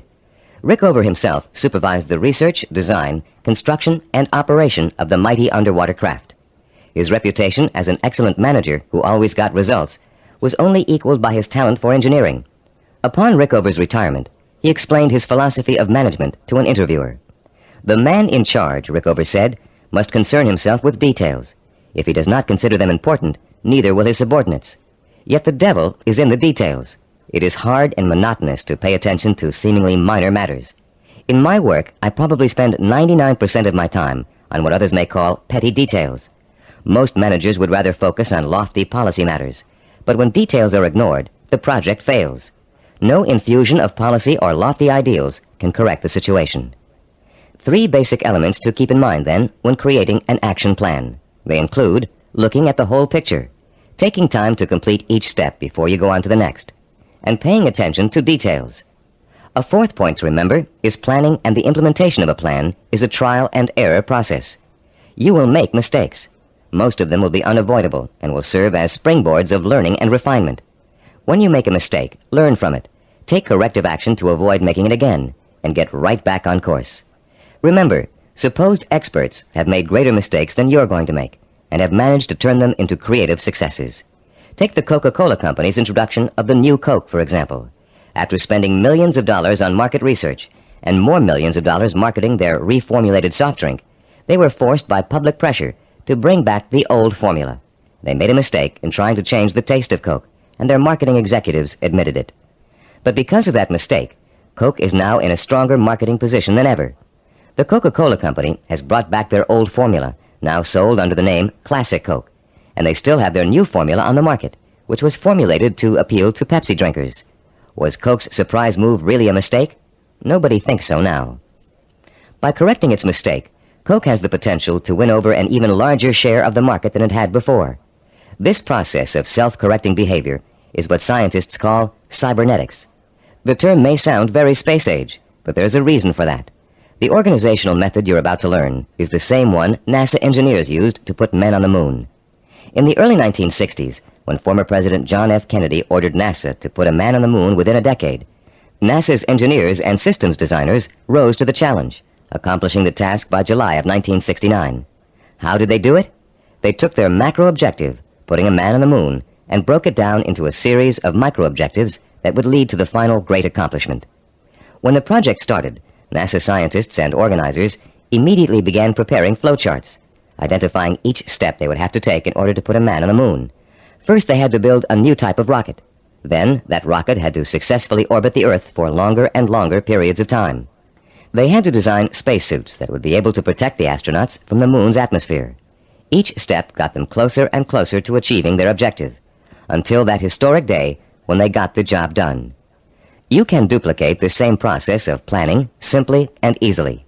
You can apply it to any job you might be called upon to handle. We call the system of planning you're going to learn in this session visual network planning. Visual because it helps you to look at, identify, and visualize each of the steps necessary to complete an objective. Network because each of the steps are connected together to show how they lead to your goal. The instructions and examples that follow will show you how you can quickly and easily put the visual network planning system into immediate operation. There will be 7 steps involved. First, you'll write your objective. Second, you'll break it down into major steps we call activities. Third, you'll organize the activities in logical order. Fourth, you'll design a visual network. Fifth, you'll estimate how long each activity will take to complete. Sixth, you'll determine what we call critical path and float. And seventh and last, you'll assign actual calendar dates to each activity. Don't worry about remembering all of these steps now. We'll go over them one by one, with examples to help you understand them. For now, as we begin our discussion of this powerful planning system, you'll need to refer to your study guide and follow along as I explain each concept. I'll pause here for a few moments while you locate the page. First, let's discuss the 4 basic elements of visual network planning. Look at diagram 7.1 on page 36. The first element is what we call an activity box. An activity is a step or task that must be completed in order to achieve a goal. The name of the activity is listed in a box. One activity is linked to another activity by a line with an arrow. This linking of activities is the second element of a visual network plan. The third element is the activity's reference number. Each activity is assigned a number for the purpose of identification. The number is circled and located in the upper left-hand corner of the activity box. Any number can be assigned to an activity box, and the numbers you do assign don't necessarily have to follow in numerical order. Activity number 23 can follow activity number 15. The fourth basic element of a visual network plan is what we call duration. Each activity takes a certain amount of time to complete. That amount of time is called its duration. Duration is listed at the bottom right-hand corner of the activity box. It can be represented in minutes, hours, days, weeks, months, or years. Now let's use these elements to build a simple network, a group of linked activities that lead to a goal. Refer to diagram 7.2 on page 36. This diagram assumes that you have some hard winter wheat and a wheat grinder, and you want to make some fresh, hot, whole wheat cereal. How would you develop a simple visual network plan to illustrate all of the steps you must take to end up with a bowl of piping hot cereal? Your first step would be to get a piece of paper and pencil and list your objective on the top. In this case, it would read something like, cook whole wheat cereal from scratch. Your second step would then be to break your objective down into its major steps or activities. In this case, there are 2 major activities involved. The first is grinding the wheat. The second is cooking the wheat. Third, you would then put the activities into their logical order. In our example, the wheat must be ground before it can be cooked. And fourth, you would construct a visual network plan in which the 2 steps are placed in activity boxes with reference numbers, durations, and linked arrows. We have already developed the visual network plan for this objective in diagram 7.2. As you can see, activity number 2 is grinding the wheat. Activity number 4 is cooking the wheat. When activity number 2 has been completed, having taken 2 minutes, activity number 4 is ready to begin. Activity number 4 takes 7 minutes. Reaching your goal of making a bowl of fresh, hot, whole wheat cereal takes a total of 9 minutes. This simple visual network plan shows you how many activities you need to complete before your goal can be accomplished. In this case, 2. And how long each activity will take. In this case, 2 minutes and 7 minutes. The example is very elementary. If you look at diagram 7.3 on page 37, you'll see a slightly more complex visual network plan. In this case, our goal has 2 activities that are dependent upon the completion of 1 activity. Here our goal is to get both a car and a motorcycle out of a garage. Neither can be accomplished without opening up the garage door. Notice also that activity 5, labeled getting the car out of the garage, is independent of activity 7, labeled getting the motorcycle out of the garage. Both activities 5 and 7 can be accomplished at the same time, providing you have someone to drive each vehicle and providing the door is opened first.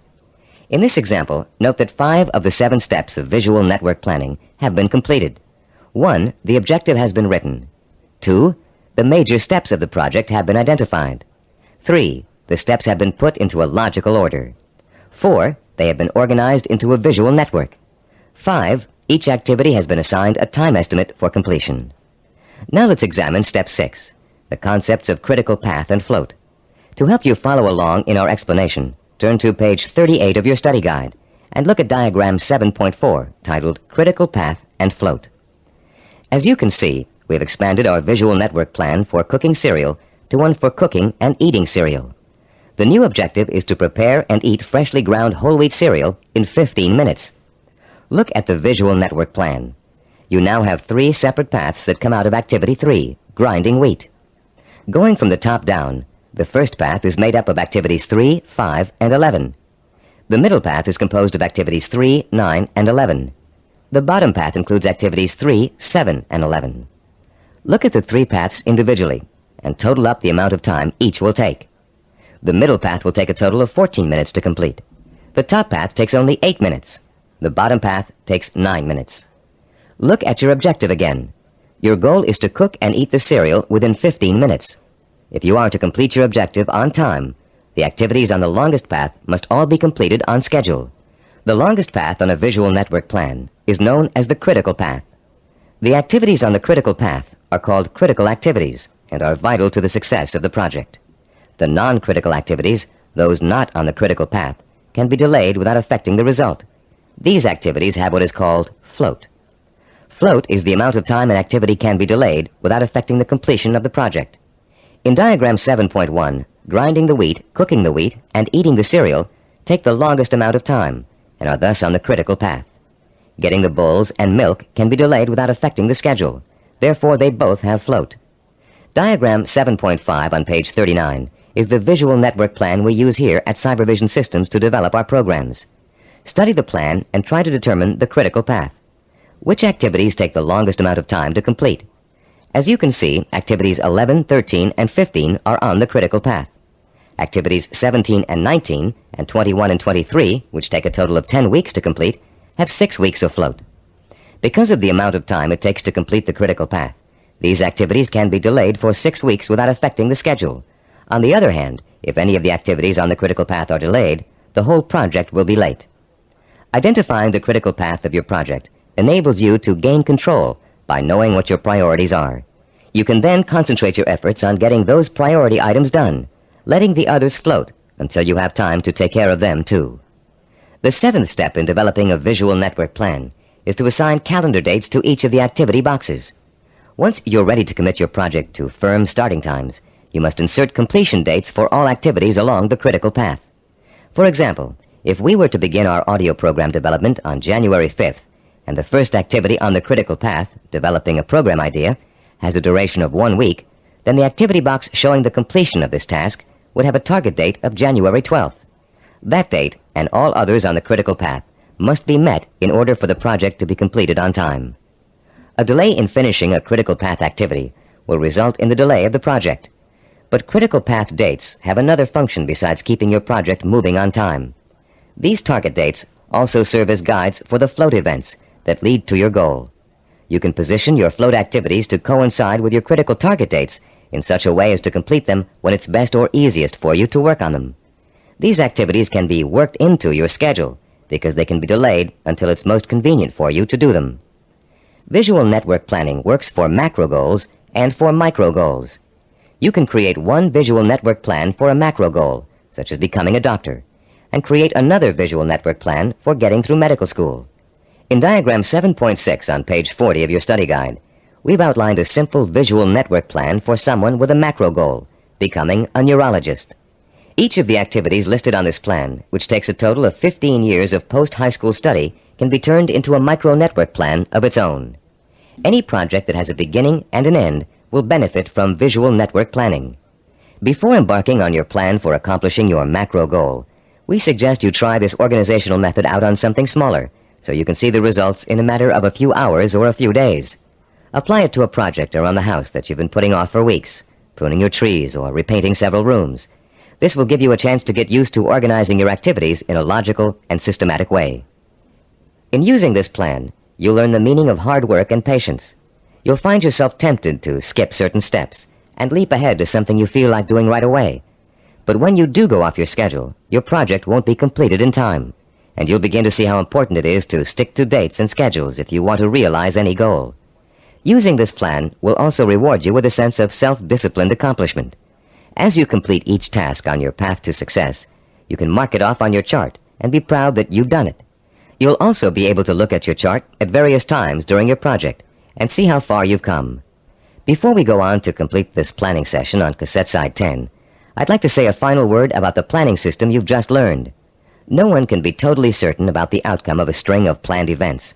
Mistakes, unforeseen problems, and outside events over which you have no control can and will contribute to the changing of your plans. Your visual network plan is not carved in granite.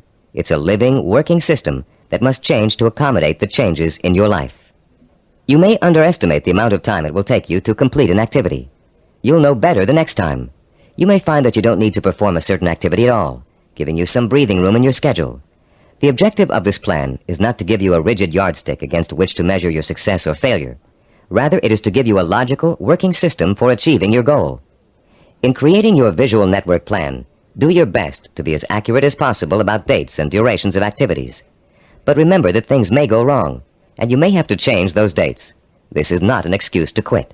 It is a good reason to keep sticking to your plan, for without it, you have little chance of achieving your goal at all. Remember, to successfully realize your purpose, you must have the courage to take risks, the courage to fail, and the courage to learn from your failures.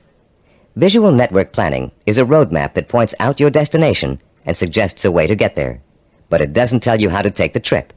It's up to you. On the next side of this tape, you'll take the exciting step of developing your own visual network plan, and you'll write your own story of achievement in a way that brings home the power and reward of final success. Now that you've been introduced to the guidelines of effective planning, you're ready to turn your own purpose and vision into macro and micro plans. As you do, keep in mind the following suggestions. First, the instructions on how to develop a visual network plan are guidelines only, and not a rigid set of rules. Use the principles we've discussed as a guide to meet your own specific needs. Second, take the time to work at converting your goal into a visual network plan. You'll probably need to come up with a number of rough versions before you arrive at your finalized plan. Don't get frustrated. The very act of planning will force you to think logically and use your creativity. More importantly, your vision will go from the abstract to the concrete, a step most people aren't able to take or don't know how to take. In developing your personalized visual network plan, you'll find that this system will become one of the most valuable tools you'll ever use. So study it thoroughly, familiarize yourself with the steps, get to work, and be patient. After you have developed your first visual network plan, there's an exercise I want you to complete. Take your plan and put it in front of you. Study what you've written for a few minutes. You have a stated objective, a list of activities, and a time frame. That's all it takes to tell a story. So I'm going to ask you to tell the story of the achievement of your own goal. Only you're going to tell the story in the past tense, as if your goal has already been achieved. In your story, pay attention to details. How long did it take to reach your goal? What did each step along the way feel like? Did you have to reevaluate your goal in the process of achieving it? What did you discover about yourself along the way that led to the successful achievement of your ambition? Keep your story simple. Pretend you're talking to a friend. Be enthusiastic. Be proud. Give your friend a step-by-step description of just how you did it. First I did this, then I did that, and this happened along the way, so here's how I took care of it, and so on. Now you're going to tell your story on tape to describe your success in sensory-rich detail with all the enthusiasm you can muster, as if it finally really happened. When you're done, you'll have a record of your success that you can refer to again and again for inspiration. When you play your story back for the first time, listen very carefully to your descriptions. Did you falter in places? Was there a lack of conviction in your voice in certain areas? Did you hesitate, as though to tell yourself you really didn't believe that success was yours? Or were you self-assured and utterly convincing? You've already taken an important step in mastering the science of self-discipline by learning how to turn your most important goals into step-by-step plans for achievement. Now comes the time to roll up your sleeves and learn how to put these plans into action. This is an exciting moment for you, and a turning point in your quest for success. Up until now, you've learned how to prepare for achievement. Now you're going to learn how to actually tackle the hard, efficient work that is the bread and butter of achievement itself. Notice we said hard, efficient work, not just hard work. Hard work alone doesn't guarantee success. In fact, many unfortunate people spend a great deal of time working very hard and never get anywhere in spite of it. Making intelligent and efficient use of your time is of paramount importance in achieving your goal, especially when that goal may take years to achieve. In this session, you're going to learn how to manage your time and effort so efficiently that you won't waste one valuable moment in your journey to achievement. You'll learn how to find time in an already busy schedule to work on the micro tasks that make up the stepping stones to your macro purpose. You'll find out why what we call seasoning, a special way of looking at time, is so critically vital to your success. You'll learn how to actually quicken time, make hours seem like minutes, weeks seem like days, and years seem like months. And you'll learn once and for all how to develop the do-it-now habit, allowing you to permanently overcome the world's #1 cause of failure, procrastination. By the time you finish this session and complete the corresponding exercises in your study guide, you'll be equipped with a new attitude towards time and achievement, and you'll be ready to begin systematically putting your step-by-step plans into purposeful, disciplined action. Let's now begin exploring the fascinating principles of using and managing time that can make the difference between success and failure. To begin at the beginning, let's talk a little bit about the relationship between time itself and achievement. We all know that it takes time to accomplish something. Depending on what you'd like to accomplish, it may take a little bit of time or a great deal of time. The same goal can also sometimes be achieved in less time or more time, depending on how good a job you want to do in achieving it. Think about any small task you might be confronted with around the house.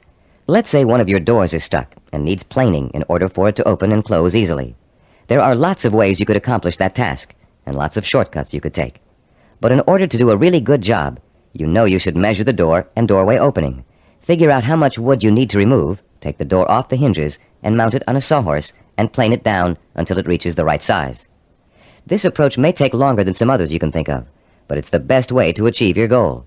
And when the job is done properly, you know that door will never get stuck again. The person who takes the time to do the job right is the epitome of the self-disciplined achiever.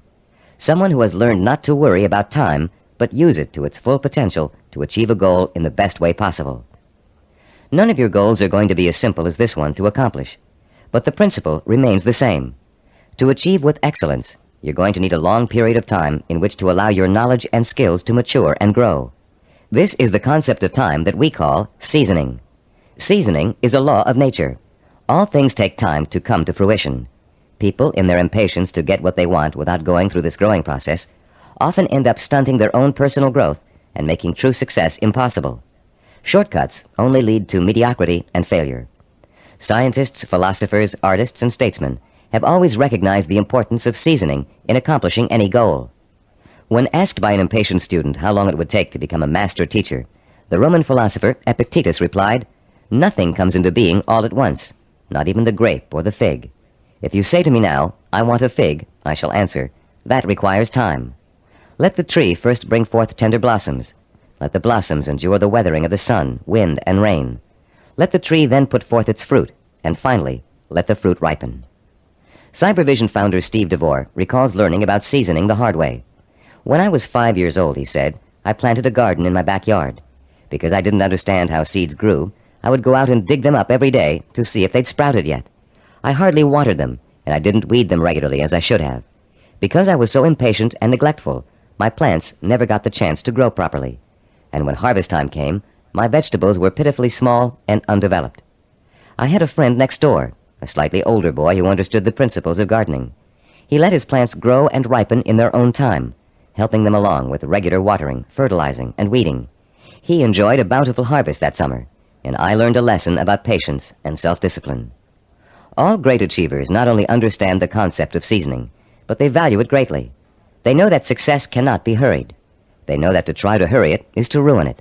They understand that every step along the road to achievement is a necessary one and a small achievement in itself. And they also know that getting there can and should be half the fun. Self-disciplined achievers are willing to pay the price of time to realize their ambitions. They are not intimidated by the thought of having to work and study for 5, 10, even 15 years. Their commitment to a goal is absolute, and their vision of success is unwavering. The self-disciplined achiever knows that if what he wants will take 5 years to achieve, the 5-year effort will be worth it. He knows that those 5 years are going to pass anyway, and he has a choice about whether to spend them preparing for success or wasting the time thinking and dreaming about what he'd really like to do.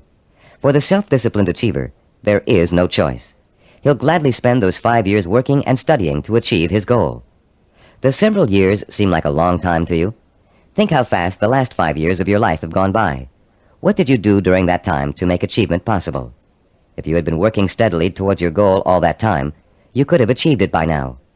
Let's say you're 34 years old, and your dream is to become an architect. You know it will take you 6 years of schooling and apprenticeship before you can get a good job with a respected architectural firm. But that means you'll be 40 years old by the time you reach your goal, and you feel you just can't wait that long. Stop and think. You're going to be 40 years old in 6 years whether you study architecture or not. And if you choose not to study it now, in 6 years, you'll be in the exact same position, wanting to be an architect and knowing it will take you 6 years to get there. Only by then, you'll have to work until you're 46 to achieve your goal. You can get there in 6 years by starting now, or you can choose to give up hope of ever getting there at all. If you really want to achieve your goal, 6 years won't seem like such a long time. As you'll find out later in this session, to the self-disciplined achiever, the 6 years will go by very fast. Impatient people want things to happen overnight. In the words of French philosopher Blaise Pascal, they anticipate the future as too slow in coming. And in being unwilling to devote hours of time to the kind of seasoning it takes to become accomplished at anything, they waste their lives by doing nothing at all, and they wonder why they always feel so unfulfilled.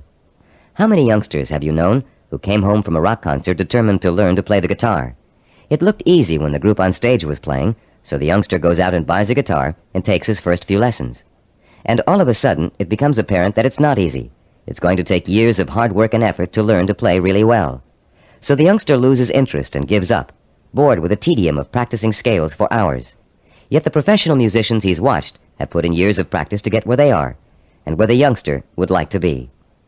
The great artist Pablo Picasso was once approached by an admiring woman in a restaurant. Having recognized him, she asked him to draw something, anything, on a napkin for her. She told him she'd pay him whatever he thought was fair, if only he would provide her with this impromptu work of art. Picasso agreed and spent 5 minutes drawing a picture on the napkin. When he was finished, the woman picked the napkin up in delight. How much did he want for the picture, she asked. Calmly, Picasso replied, $10,000. Dumbfounded, the woman began to argue with him that a picture drawn on a napkin in 5 minutes couldn't possibly be worth that much.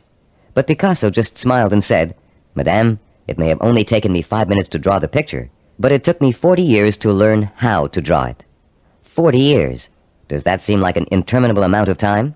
To a master artist seeking the ultimate expression of his talent, a great scientist seeking a cure for disease, or an ambitious businessman trying to turn a small company into a Fortune 500 corporation, 40 years can seem to fly by overnight.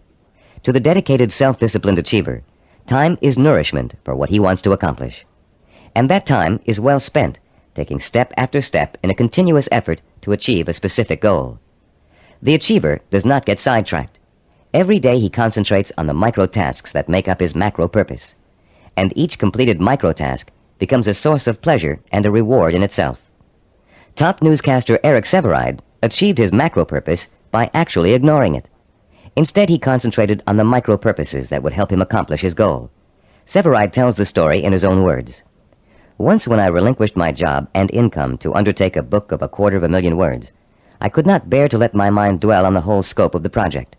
I would have surely abandoned what has become my deepest source of professional pride.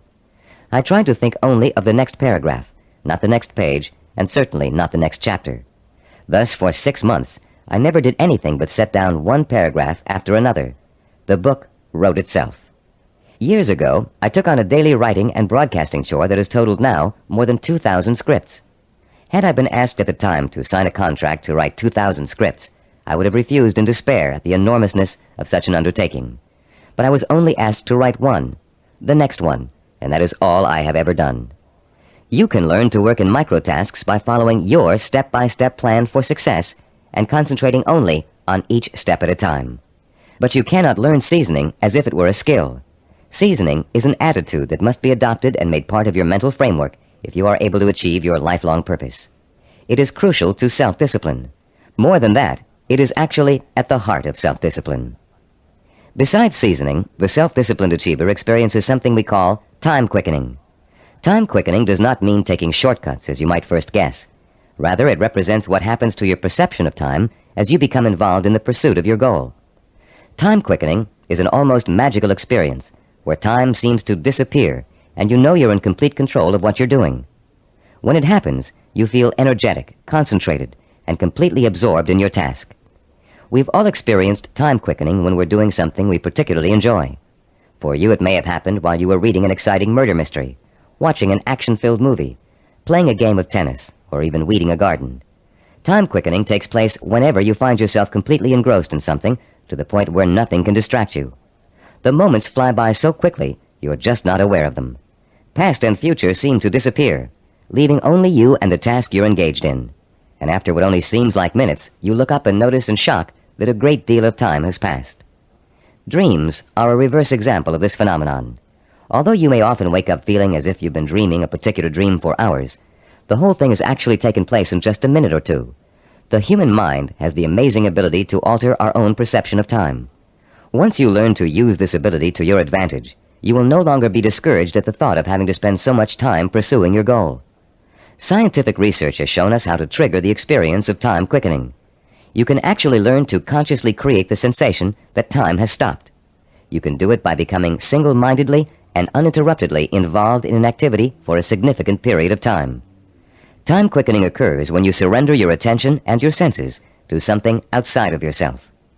There are 6 steps you can and must take to experience the benefits of time quickening. Listen to them carefully, and then try to recreate them, first with lesser tasks that may or may not be related to your goal, then with your actual micro-purposes. First, create or find a working environment that is free of distractions and potential diversions. Second, focus on doing one task at a time and stick with it until it is completed. Third, surrender yourself to the task at hand. Work hard and work well, and don't stop working until you have finished as much or more of the task as you started out to do.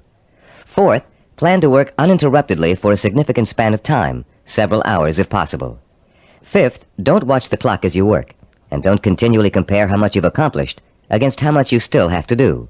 Sixth, and last, stop working when your thinking becomes muddled due to fatigue. The first few times you try using these 6 steps, you may have a hard time following them all. But the more you practice, the easier it will get. And soon you'll notice that time seems to be flying by quicker and quicker every time you sit down to work.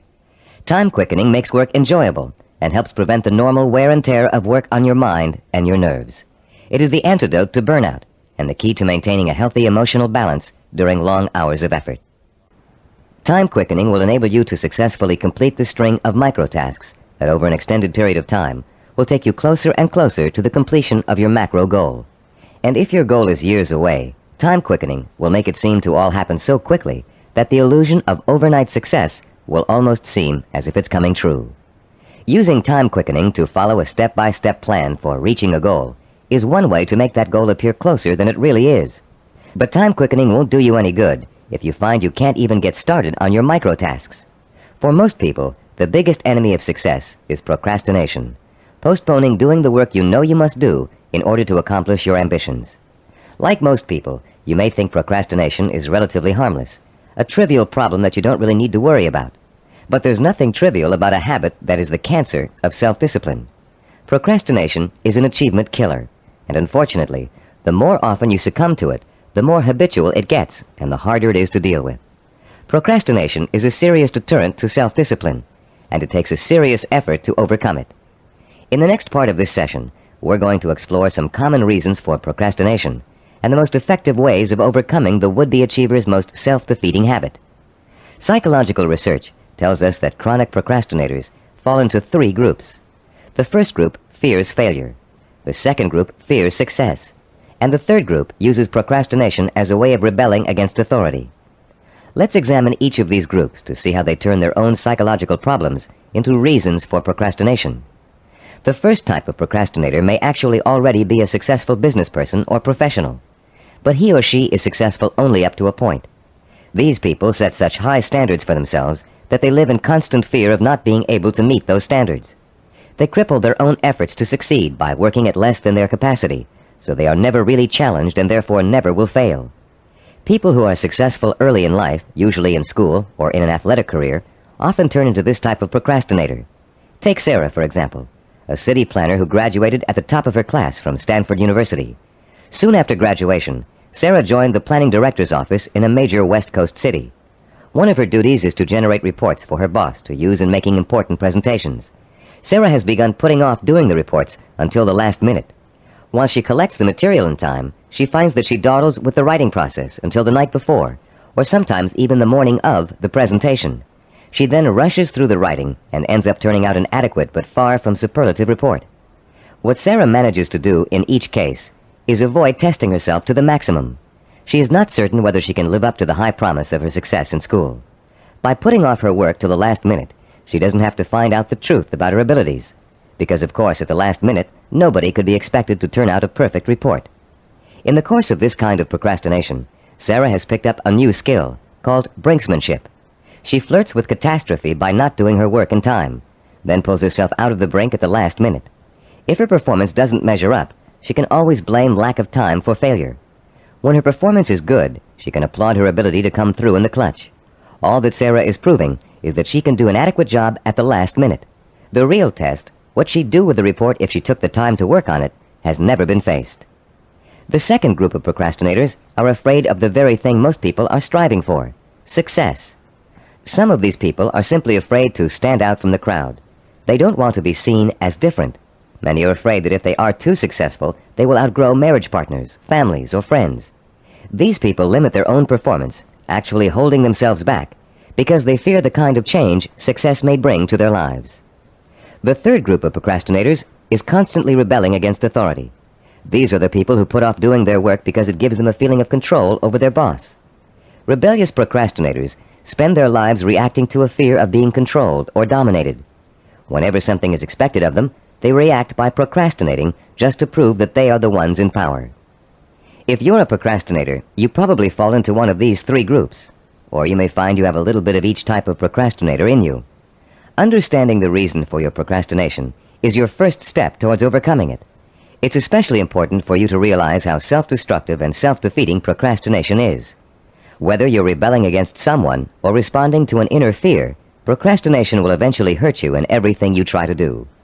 There are a number of techniques you can use to help overcome the habit of procrastination and replace it with energetic, efficient, inspired action.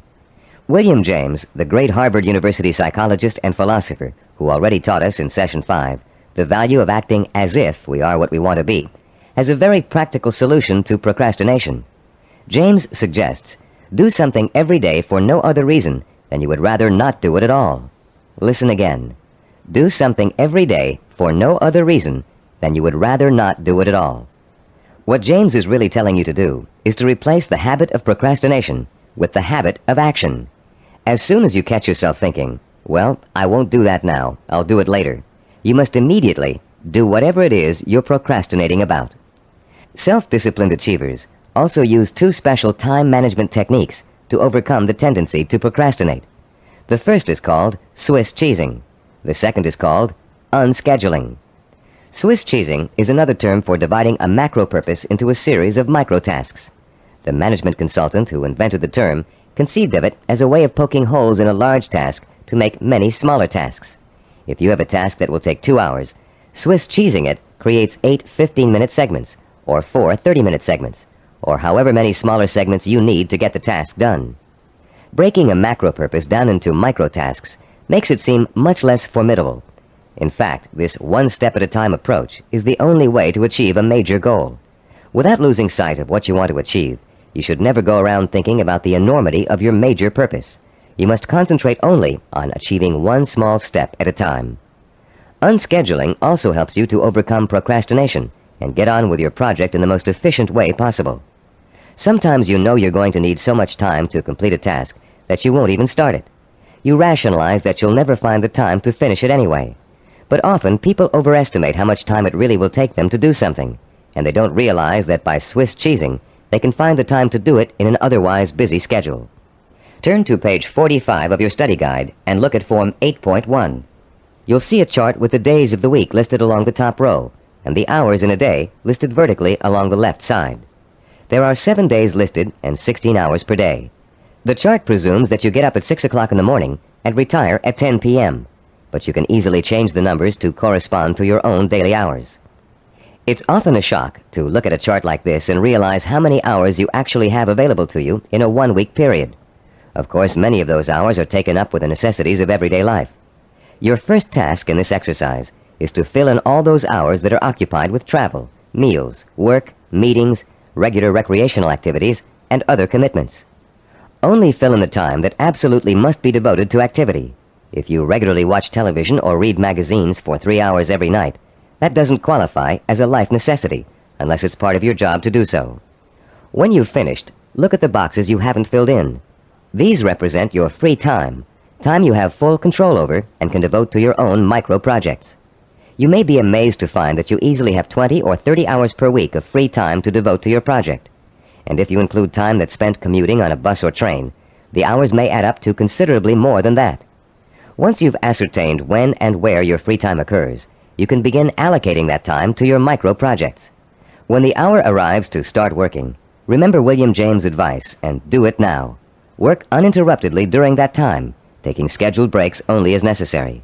And don't allow yourself to get sidetracked. Working uninterruptedly means learning to say no when people try to take you away from your work. If a friend calls up and asks you to go bowling while you're working, you must learn to refuse. Make a date to go some other night, but complete your working hours in the time you've allotted to them. Let your family know that you're serious about completing your tasks. Schedule time to enjoy being with them, and let them know that when you're working, you are not to be interrupted. After successfully completing each work session, fill in the blank hours on your chart with a special colored pen or pencil. Choose a name for your project, and fill in the blanks with that name. It will soon become extremely rewarding for you to look at the chart and see the red or green boxes begin to take up considerable space on the page. More rewarding, you'll begin to see real progress in your effort to complete your micro-tasks. As you learn to devote uninterrupted time to your work, you'll find the time-quickening experience begin to occur more and more often, and you'll be less and less inclined to procrastinate. Soon your micro-projects will become as much a part of your life as eating and sleeping. And an excitement will take hold as you begin to realize that yes, you are working steadily toward your goal. And not only can you really do it, you are really doing it. Be careful not to overcommit yourself in terms of time spent on your project. Your goal is not to exhaust yourself. And beware of trying to go in too many directions at once. That can cause the kind of anxiety that will make you want to give up before you even get started. Concentrate on accomplishing one task at a time. That task will get done, and then you can start on the next, which will also get done, and so on. Keep in mind through all of this that your objective is not to punish yourself with work in every free hour you have during the week. Working towards a macro goal by accomplishing micro-tasks should not be an unpleasant experience. By creating a healthy balance between work and recreation, you'll find yourself looking forward to those hours when you can devote yourself to pursuing the goal that will make life truly worthwhile for you. You'll reach a point where you wouldn't trade those hours for anything in the world. You've come a long way in this session. You've learned how to overcome the tendency to procrastinate, how to experience time quickening, and how to learn to value seasoning as inevitable in reaching any goal. We'd like to make one more suggestion to you before ending this session. Put up a sign at your desk, table, or other workspace. A sign in big, bold letters that you can see every time you look up. This sign should say, "Use time or lose time." Let it serve as a constant reminder that time marches on, whether you're working toward your goal or not.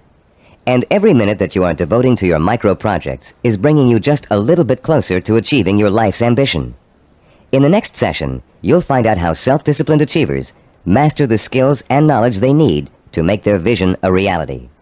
And you'll learn to broaden your own new field of knowledge by overcoming your learning blocks and harnessing your built-in powers of intelligence and discipline. In this session, we're going to talk about how you can identify and learn the knowledge and skills you need to master in order to achieve your vision and purpose. As we've repeated throughout this Neuropsychology of Self-Discipline program, any goal worth achieving takes preparation and careful, patient work. As easy as running is, as natural as it seems, you wouldn't go out today and run a marathon without months of preparation, slowly working up to 3 miles a day, then 7, then 10, then 15, gradually working toward the 26-mile goal. You would start marathon conditioning with a careful program of nutrition, stretching exercises, reading, talking to other runners, and even a doctor's checkup. You'd determine what knowledge and skills you'd need to accomplish your goal of 26 miles, and you'd accumulate the knowledge and skills step by step until your goal was achieved. The goal of this session is to help you learn how to learn. Many of us were programmed years ago with the belief that there are certain things we just cannot learn. We were tracked in school into one path or another because of test results which told us we had no aptitude for a particular subject area, or by teachers or counselors who believed we were best suited for one discipline over another. In some cases, the stereotype was as blatant as girls take home economics, boys take shop. In other cases, the grounds for tracking could have been racial or economic, or some other person's perception of our intelligence. In a now famous psychological study, new teachers in an elementary school were told that certain students in their classes were gifted and certain others were slow. In truth, there was no measurable difference in the student performance up till that time. But by the end of the following semester, the students labeled gifted were doing work above grade level, while the slow students were performing below. The only thing which had changed was the teachers' attitudes toward the children. Much of our response to learning has been based on what we've been told about our ability to learn. In this session, you'll learn how to break through the learning barrier and clear away the mental blocks that have you falsely entrapped in the belief that you can't learn certain difficult subject matter and skills. You'll learn how to learn all over again, this time recognizing that your potential is as unlimited as your imagination. You, like other self-disciplined achievers, will know how and when to acquire the essential knowledge and skills that will enable you to achieve your goals. In our research into human achievement, we found that the world's most persistent and successful people had developed a four-step approach to learning that ensured they would successfully acquire the knowledge they need to achieve their goals. The process is a simple one. Listen carefully as we go over its basic components. First, they're able to determine what new skills and knowledge they must learn in order to achieve their goals. Second, they call into play their belief in their ability to learn. They believe they can learn any subject or skill, no matter how difficult it might be. Third, they're patient. They understand that acquiring new knowledge and skills is often a slow, step-by-step process that requires systematic trial and effort. No matter how young or how old, the learner must go through the same progression of acquiring knowledge and skills. And fourth, they develop their own effective, personalized system for learning, a simple learning formula they can apply to any subject matter to efficiently and thoroughly master goal-relevant knowledge and skills. Let's delve into each of these steps in turn to see how they can be applied to your own learning efforts. The first step of a learning program to acquire a new skill can be approached much like the planning work we dealt with in Session 7. You can design a similar flowchart with an activity box labeled Start and a box labeled Finish. The intermediate steps are, of course, other activity boxes. Activities which must take place at the same time must appear one above the other. The activities that follow each other in chronological order are listed from left to right. The activity that comes first is to the left of the activity on the right. Any research you have to do, consultations you have to make, background materials you have to accumulate, all are entered on your flowchart in the proper activity boxes. Let's assume for a moment you're just about to begin your first year of college. Your ambition is to become a neurologist. You know that to get into medical school, you have to excel in college pre-medicine. The thought of taking 4 years of math, chemistry, and biology seems pretty intimidating, and becomes even more intimidating when you realize that you have to have almost a straight A average in those subjects to be even considered for medical school admission. The intimidation would quickly go away if you could develop a 4-year visual network plan that outlines specifically what you had to learn and in what order you would have to learn it, year by year. Then upon viewing the completed network plan, look at it and develop the deep inner belief that you have it in yourself to master each of the subject matter areas. Let's work through a visual network plan for successfully completing college pre-med. Granted, most of you listening to this program won't want to become medical doctors, but this example is applicable to any situation in which new knowledge and skills must be learned. Turn to Diagram 9.1 on pages 48 and 49 of your study guide. I'll pause a few moments while you find Diagram 9.1.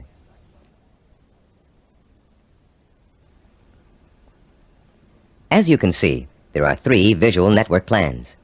The first one outlines the chronological steps to becoming a neurologist. We call this a macro plan, with the objective of becoming a neurologist. Below that is the micro plan with the objective to graduate in pre-medicine in 4 years with a minimum 3.5 grade point average. The micro plan is broken down into 2 levels. The first level is visually represented in 2 steps, the Start, labeled number 1, and Graduate with a Bachelor of Science in Pre-Med, labeled number 3. This first level has actually been extracted directly from the macro plan. Now look at page 49 and the Level 2 diagram. As you can see, Level 2 is an expanded version of Level 1. Through the study of the college course catalog, and after talking at length with college advisors, you have identified the pre-med requirements and have broken them down into a prerequisite chronological order. This visual network plan then serves as the step-by-step map for completing your pre-med program, the first step in your macro objective of becoming a neurologist. As you look at the visual network plan for completing pre-med, what type of emotions do you experience? Do you feel intimidated at the prospect of excelling in the hard sciences? Do you doubt your ability to learn such difficult subjects, and to learn them so well that you finish each course at the top of your class? If you feel intimidated and experience doubt, then you probably won't make it. If you look at the plan and feel deep down inside that with enough effort, study, and application, you can master each of the courses, then you'll probably succeed. The difference, you see, is really not inability or intelligence. Rather, it is an attitude, your belief in yourself. The belief in yourself as someone who is capable of learning is 90% of the learning hurdle. The other 10% is single-minded application mixed with ability. The belief in yourself as someone who has the ability to learn is the second step involved in the self-disciplined achiever's pursuit of goal-related knowledge and skills. Much of your own belief in yourself as someone who is capable of learning complex material may have been educated right out of you in school for a variety of reasons, some of which we explored at the beginning of this session. One major reason for this belief is a vicious cycle people get caught up in early in their learning experience. Take math, for example. Many people have learning blocks when it comes to math. They feel that they just don't have the aptitude to learn complex mathematical concepts, and they can prove this lack of ability to you from their grades and success in math classes. What most of these people lack is not the aptitude for math, but the application of self-discipline. Math requires progressive learning. You have to master one concept before you can go on to the next. If you miss a few steps in between, then it's really easy to get lost. And once you get lost, it's nearly impossible to catch up. To stay on top in math requires a daily effort of study. Most people who enter math because of their lack of self-discipline think that they can get by with a minimum of effort. Most of these people are intelligent. They can get by in most other courses by just coasting. They think they can do the same thing in math, but soon they get behind and can't catch up, and usually do poorly in the course. Then, after such an experience, they label themselves as poor in math. They carry this label with them throughout their lives. This label shades most of their decision-making when it comes to choosing courses of study and careers. Such people will avoid careers that require mathematical understanding because they think they don't have the aptitude. Actually, they probably had and have the aptitude, but not the attitude. Their life's potential was stunted by a false assumption. All they needed was someone to teach them the value and skill of self-disciplined application. Most of the people we studied in the creation of the Neuropsychology of Self-Discipline program were not extra intelligent, but they did have a firm belief in their ability to learn anything and everything. To them, 90% of their ability to learn was their belief in their ability to learn. If you examine your own positive role models, you'll probably discover that few of them test out at genius level on intelligence tests. Most people think that Albert Einstein, for example, was a mathematical genius, when in actuality, he flunked his college entrance exams and was a poor student in mathematics. As a youngster, he envisioned himself one evening riding through space on a beam of light. In his imagination, he sensorially experienced the theory of relativity. He knew what it was, but he was not able to explain it to others in a language they could understand. The only language was mathematics. Driven by his vision, he forced himself to learn mathematics. For Einstein, it was a day-by-day struggle, but he finally developed enough mathematical knowledge to simply express his experience mathematically. Einstein's theory of relativity and its mathematical expression ushered in the age of nuclear energy. Another scientist, whom most people attribute genius, was the inventor of the laser, Dr. Theodore Maiman. While at Stanford University, he flunked his PhD oral exams and had to take them over again. Learning didn't come easy for him. It was a daily, step-by-step struggle. Baseball hitting great and cybervision role model for its baseball neuromuscular training video cassette, Rod Carew, didn't make his high school baseball team because his coach thought he wasn't a good enough hitter. Since then, through thousands of hours of practice, Carew has won 7 American League batting titles and is one of 13 players ever to get more than 3,000 career hits. The list goes on. Famous author, philosopher, and scholar Leon Uris flunked high school English 3 times. Malcolm Forbes, publisher of Forbes magazine, one of the most successful business publications in the world, did not make the staff of his college newspaper. The editor said he lacked the basic skills of reporting and editorial writing. Stephen DeVore, who founded Cybervision, speaks the Finnish language, considered by language experts to be the most difficult language for Western tongues to learn. Though he mastered this difficult language, he lays no claim to a superior intellect either. When I was 19, he told an interviewer, I was selected to go to Finland for 2 years of volunteer work. I had no foreign language ability at that time. In fact, I had nearly flunked out of high school French and Latin. So I thought of myself as having absolutely no ability to learn languages. With this negative attitude, DeVore entered an intensive language program for 2 months before he left for Finland. It was something like 16 hours a day with a group of 10 others. I finished last in the group, he recalls. DeVore went to Finland, where he spent 5 miserable months unable to communicate. I couldn't do anything. I was incredibly frustrated. I'd lose patience when people were talking. Then one day, I went to the park, and in the park there was a man giving instructions to his dog in Finnish. The dog obviously understood him and was obeying all of his commands. I thought, this is ridiculous. I'm smarter than a dog. If a dog can understand Finnish, so can I. In the 2 months following this experience, DeVore became fluent in the Finnish language. He learned to speak Finnish so well that he served as a translator for American businessmen and their families traveling to Finland. Buoyed by the accomplishment of learning Finnish, DeVore returned home after 2 years and went back to college, where before he had been a lackluster C student because he was convinced he couldn't learn. He received straight A's and academic scholarships for the rest of his college and graduate school years. Which proves another point about learning, success, and attitude. Once you have successfully learned a subject or skill, it bolsters your confidence in your ability to learn other skills. Once you've proven to yourself that a negative concept you had was wrong, you begin to realize that all of your negative concepts may be wrong. What you couldn't do in the past, you can now do. You can do it because finally you believe you can do it. Breaking the cycle of a negative attitude may not be easy, but once you do, you'll be far less inclined to get back into the cycle. That's why small steps and small accomplishments are so important in pursuing a macro goal. You may look at a map for becoming a neurologist and say, I'll never get through all those math courses. But if you get 1 A in algebra, you'll realize that you can. Another way of expressing this is that success in learning begets more success. Once you have successfully learned a subject or skill, it bolsters your confidence in your ability to learn other skills. Your past, in which you may have been labeled or labeled yourself as a non-learner, is precisely that, your past. It is not your present. It has little relation to what you are capable of accomplishing now. What has happened to many of us is that we have been conditioned into a negative feedback loop where learning is concerned. The step-by-step accumulation of new skills is the way to break this loop and replace it with a much more positive cycle. Which brings us to the third step in the learning process, the attitude and value that learning takes time and patience. Most of us, at the time we are exposed to our greatest concentration of education, haven't developed the necessary self-discipline skills to be able to take advantage of it. And why should we? We were only children. Excellence, as we've been learning in this neuropsychology of self-discipline program, is based on seasoned learning. Skills like medicine, mathematics, chemistry, dance, law, music, pottery, writing, languages, architecture, masonry, carpentry, the list is endless. All require seasoning, the accumulation of knowledge over time.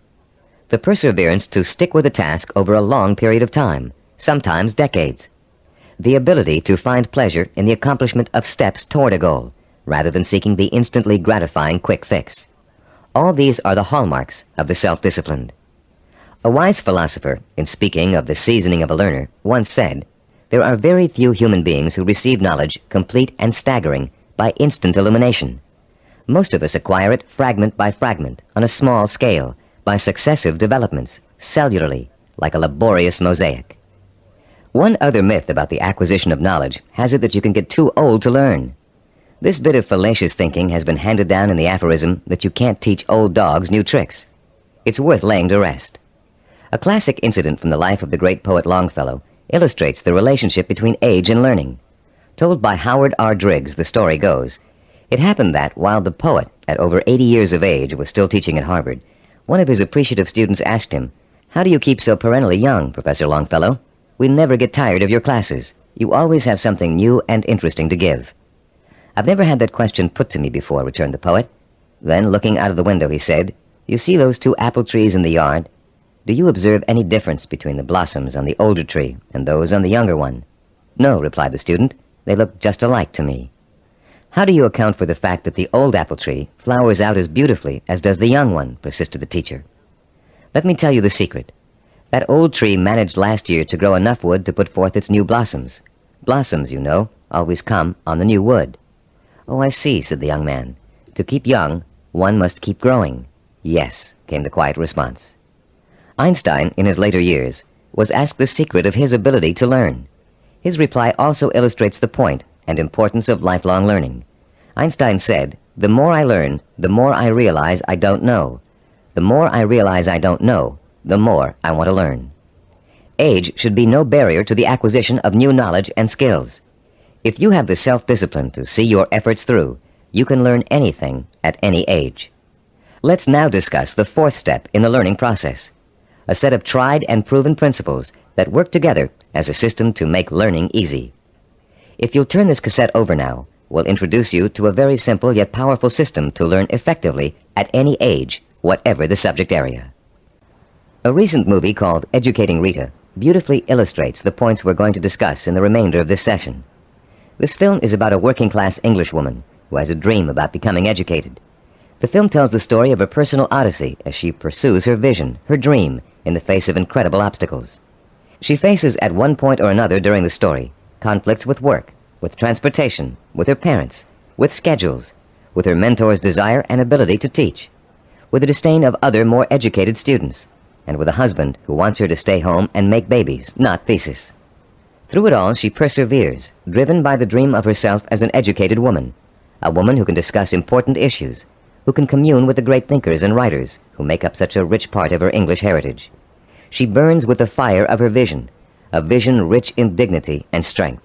It's a vision she can hear, smell, taste, touch, and see. The actress, Julie Waters, expresses her character's struggle to change, to improve, to better herself, with such credibility that you can see the woman, Rita, change before your very eyes. There was nothing abstract about Rita's quest for education. Each book she read, each class she took, each time she met with her advisor or participated in a class discussion, was a visible step toward the completion of her goal. It was extraordinarily obvious how closely her vision and her process of learning were interconnected. Sometimes that connection is less obvious. So that's what the remainder of this session will speak to: how to recognize the connection between learning and the successful achievement of your goals. Learning is not simply the rote memorization of useless facts, or even useful facts. Of course, we're all aware that in 1492, Columbus sailed the ocean blue. But what does that have to do with our vision? The same lack of relationship to vision is often true with our attempts to understand abstract principles, as in mathematics, chemistry, or physics. They are very difficult to learn and use if we cannot see the direct applications to our everyday lives, to the pursuit of our purpose and vision. We ask ourselves, how is this going to help me in achieving my vision?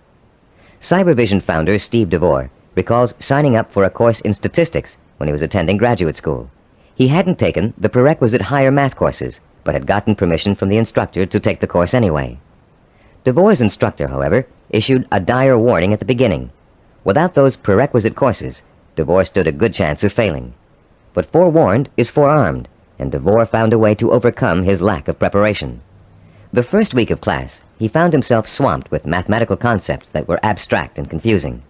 The only way I could make sense out of what was going on, he says, was to take each abstract principle and make it concrete. Instead of talking about X's, Y's, and Z's, I made them into apples and oranges, and I ended up with the second highest grade in the class. I find this concreteness also ties into vision, DeVore continues. Whenever you have to learn something that seems beyond your grasp, remember your vision and why you have to learn it. Then it will seem real and vital, and you'll have an easier time dealing with it. Whatever you have to learn, no matter how abstract or detailed the information, if it's necessary for your vision, then you can embody that information with your vision. Then it becomes something real and vital. You can put a handle on it. You have a reference for it. You've been learning the importance of vision all throughout this program. The sensory-rich, detailed kind of vision you created in Session 6, and are continuing to create on a daily basis. Making those visions concrete, you'll recall, sometimes even involved putting clippings or photographs of a desired goal upon the wall. This kind of work to strengthen vision is also at the heart of learning. As I promised earlier, I'm about to introduce you to a powerfully effective, easy-to-learn method of learning that will carry you through the rest of your life. This four-part learning system is the application of certain principles that reveal themselves in the course of our research with self-disciplined achievers. Learning and applying these principles will enable you to approach any subject matter with confidence and thoroughly learn the material no matter how difficult it might be. We call this system mega-learning. We use the word mega to connote power. The power to achieve you acquire through the acquisition and application of knowledge. Let me quickly preview each of the 4 steps and then look at the process in greater detail. First, recognize the need to learn a principle. Second, relate the principle to your personal vision or goal. Third, internalize the principle by relating it to your own experience. And fourth, apply the principle in action. Let's examine each of these 4 steps in turn. First, recognize your need to learn new information and skills. You cannot reach your goal without getting an education first. This doesn't necessarily mean attending school. It means identifying the key skills and competencies that you must master if you are successfully going to reach your goal. Ask yourself, will I achieve my goal without this knowledge or skill? If your answer is no, then you have a strong motivation for learning. Your learning is now crucial, for without it, your road to achievement is blocked. Learning is a lot easier if you have a specific reason to learn. Once you recognize that you have a need to learn, you've taken the first step toward achieving your goal. Step 2 is simply asking yourself, how can I use this? How will it help me fulfill my vision? Imagine yourself achieving your goal and using the new knowledge and skills you are about to learn. See how each skill and bit of knowledge applies directly to your future success, no matter how unrelated or trivial it might seem to be in the beginning. This process is akin to putting a jigsaw puzzle together. You have a picture of what you want to achieve on the jigsaw box. Inside the box are hundreds of related but unrelated pieces of the puzzle. You put 2 pieces together. You pick up a 3rd piece. You toy with it, mentally turning it over, looking at its edges, its contours, its unique characteristics, looking at the ways it might fit into the whole picture.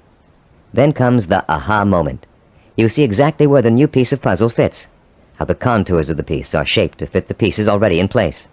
And as you place the piece in the puzzle, you get an idea of what the larger picture will look like. Perhaps you refer back to the picture on the jigsaw box, which is analogous to the mental picture you have of the goal for which you're striving. The very act of studying the information and putting it in its proper place helps you bring the picture on the box to life. The 3rd step in our learning process is internalizing the principle by relating it to your own experience. If you're learning about electrical waveforms and frequency, for example, think about the times you've thrown a pebble into a pond and seen ripples form on the water. The bigger the pebble and the harder you threw it, the bigger and faster the waves would be. In Newtonian physics, you can easily understand the law that states, for every action there is an equal and opposite reaction, by remembering how you stand up from a sitting position. Do you just shoot straight up, or do you have to first push your weight down on the chair to stand up? In order to stand up, you have to first push down. That's Newton's law in action. Every time you find an example from your own experience to illustrate a bit of knowledge you're trying to learn, you'll reinforce your understanding of that knowledge. And you'll remember it because it's anchored to something very personal. Every time you think of Newton's law, you'll picture yourself pushing off a chair to stand up. It works for just about any abstract theory you can think of. The 4th critical step in learning is the actual application of the principle you're trying to grasp. Throw pebbles in a pond and watch the action when you're learning waveform theory. Sit down and stand up over and over again until Newton's law is firmly planted in your mind. If you're studying a new language, use the new vocabulary you learn every single day. As you walk down the street or through your living room, try naming every object you see in your new language. Using these 4 steps to learning will make the experience easier, less frightening, and more fun. You'll make mistakes just as everybody does, but persistent application of the mega-learning system will pay off in greater understanding, greater memory retention, and a better education overall in whatever it is you're trying to learn. The 4 steps to enhance learning we've outlined here are similar to and related to the 4 stages which make up the process of creativity. Our definition of creativity is taking the knowledge and skills you learn and applying it to the realization of your purpose, vision, and goals. To be creative, you have to be armed with knowledge and skills tempered by experience. The first stage in the creative process is preparation. Creative problem solvers consciously collect all the information they can, gathering tools which will help them solve a problem or get a job done. During this stage, if there's a problem to be solved, the person might be perplexed, but at the same time excited about the possibility of coming up with a solution. Stage 2 is called incubation. Once the research has been done and the necessary information has been collected, The creative person often releases the problem and turns to something else, including rest, relaxation, or physical activity related to the problem. During this stage, the knowledge begins to reform itself below the level of consciousness, shifting and realigning until it becomes a whole. During this stage, tantalizing flashes of insights and glimpses of parts of the final solution may emerge. Stage 3 is called illumination. This is the moment of discovery. It is the point in time where all you have learned and experienced has been distilled in your mind. The solution or inspiration springs forth almost miraculously. Miraculously, if you don't recognize how much preparation and groundwork you've already laid in stage 1. Often this stage is accompanied by an overwhelming feeling of certainty that says, yes, this is the piece of art I want to create. Or yes, this is the product idea I want to explore. Stage 4 is called verification or revision. This stage takes place again on a conscious level. The details of an experimental process, if you are a scientist, must be worked out. If you're an artist, you must decide whether this picture will be painted in watercolor or oil. This stage involves visible work and rational thinking. It involves drawing from your base of knowledge and fundamental skills to make your work conform to the vision of your creative insight. As you can tell, the knowledge and skills you acquire are the tools for the creative process. The parallels to the simple approach to learning we've outlined here and the process of creativity should also help put to rest the misconception that self-disciplined people are not creative. That discipline involves being married to lists and systems to the exclusion of freedom and creativity. On the contrary, creativity is the byproduct of a disciplined, well-informed mind, a mind that is using its storehouse of knowledge to solve problems and achieve goals. The more you learn, the more creative you can become. If your heart is set on becoming a professional musician, you can hardly be expected to know how to compose a symphony until you've become an expert in reading music and have studied music history. If you want to become a heart surgeon, you can't expect to pioneer new techniques in heart surgery until you've thoroughly mastered all the existing techniques. If you want to start a business, you must first study how other businesses are run, and then make your own decisions about how your company will work. If the realization of your vision requires the mastery of new knowledge and skills, I hope that learning will now be a stepping stone rather than a barrier to the creative realization of your goals. In our next and last session, you'll learn how to develop the twin pillars of the self-disciplined character, persistence and perseverance. And you'll be well equipped to begin your long and fruitful journey towards the goal you've chosen as your most important ambition. I'd like to begin this final session with 2 true stories that illustrate the value of persistence and perseverance in any of life's endeavors. The first story is about a mountain climber named Don Bennett. After successfully scaling 14,000-foot Mount Rainier, one of the highest mountains and most difficult climbs in the United States, Don Bennett was interviewed about the experience by a local reporter. "How did you do it?" the reporter wanted to know. "How did you keep going for 14,000 feet and not giving up?" Bennett thought for a moment before answering. Then he spoke slowly, trying to get the reporter to understand the mental process that led him to the peak of that mountain. "Starting months before the climb," Bennett said, "I created a vision of myself at the top of the mountain. That vision was so real that I could actually feel the cold wind blowing in my face, and I could see the spectacular mountains and valleys all around me. I saw and felt this vision 100 times a day. It inspired me. It motivated me. It kindled my determination to see the climb through to the end. During the climb itself," he continued, "I drew upon my vision for inspiration. When the going got tough, I saw myself at the top of that mountain just as clear as could be. And then finally, I reached my goal and my vision became a reality." The reporter was impatient with Bennett's explanation. Yeah, he said, "I've heard all that vision stuff before. But that doesn't explain how you did it. You're an amputee. How did a one-legged man climb a 14,000-foot mountain?" Don Bennett looked the reporter straight in the eye and said quietly, "One hop at a time. My vision became a reality, one hop at a time." Our second true story takes place during the last few weeks of World War II. Don McCall was a seaman on the Navy ship Indianapolis, which at the time was cruising the Philippine Sea. Suddenly, the ship was struck by Japanese torpedoes, and immediately it began to sink. McCall was asleep below decks when the first torpedo hit. He instinctively grabbed his life jacket and made his way up to the deck as the ship began to roll over. As he launched himself into the churning sea, the ship sank, taking 300 men with her. Another 900 or so had been pitched into the water. "I made up my mind that I was in big trouble," McCall told an interviewer, "and I also made up my mind that I would do whatever I had to do, no matter how painful, to survive." The first thing McCall did was to move away from the other survivors and float alone. He knew about the dangers of mass panic, especially if there was a shark attack, and he knew he'd stand a better chance if he stayed away from the other men. McCall also protected himself from exposure in the blistering sun by keeping a life jacket over his head. He kept a hose on his person so he could retreat underwater in case of a Japanese attack. And most important, he kept in mind the lesson he had learned about the danger of drinking seawater, no matter how thirsty he got. For days, McCall watched men succumbing to mass panic and hallucination. He watched them being torn apart by sharks, while he escaped attack by remaining perfectly still. He watched them drinking seawater and dying of dehydration, while he swallowed his own desire to drink. He watched them dying all around him, while he remained alive. 4 days later, a Navy patrol boat plucked an exhausted 90-pound McCall out of the sea. He had survived 4 days without food or drink in the blistering sun, in shark-infested waters, an incredible feat, and he had proved the power of self-discipline even in holding death at bay. Like mountain climber Don Bennett, McCall never lost sight of his vision, staying alive. He used all his knowledge and skill to make that vision come true. He resisted drinking seawater to get immediate gratification of his thirst, which would have killed him.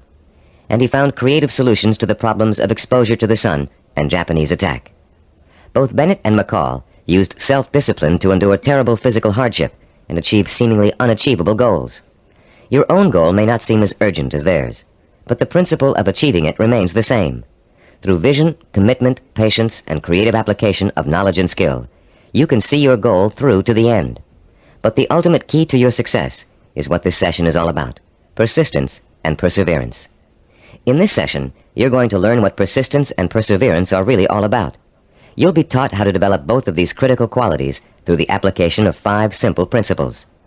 You'll find out how to turn problems and setbacks, even agonizing situations, into positive learning experiences that will actually bring you closer to the realization of your goal.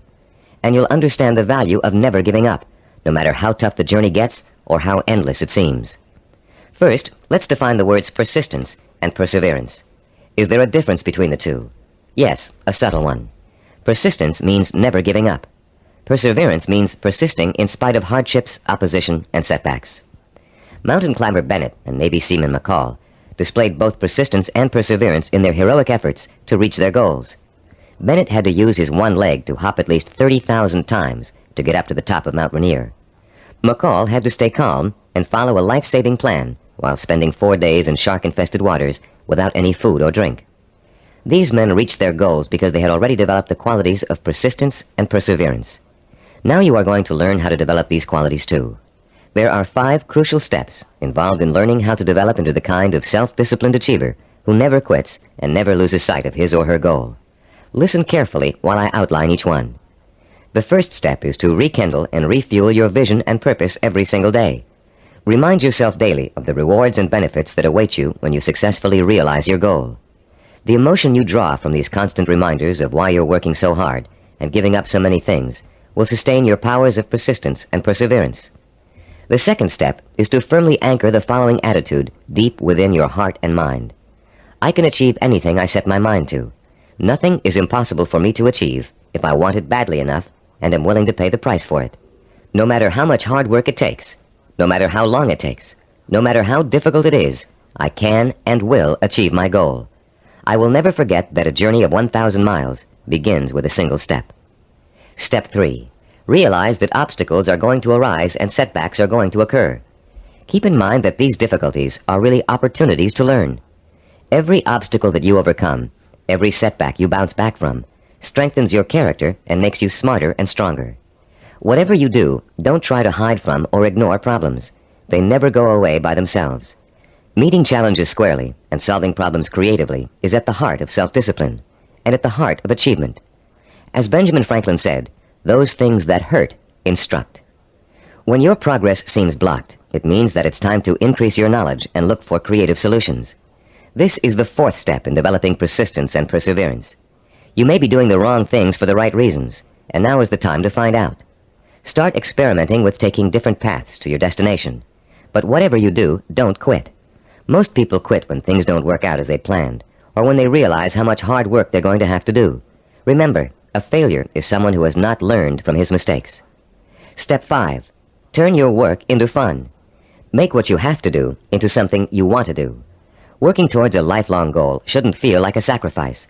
because that goal is what you want more than anything in the world.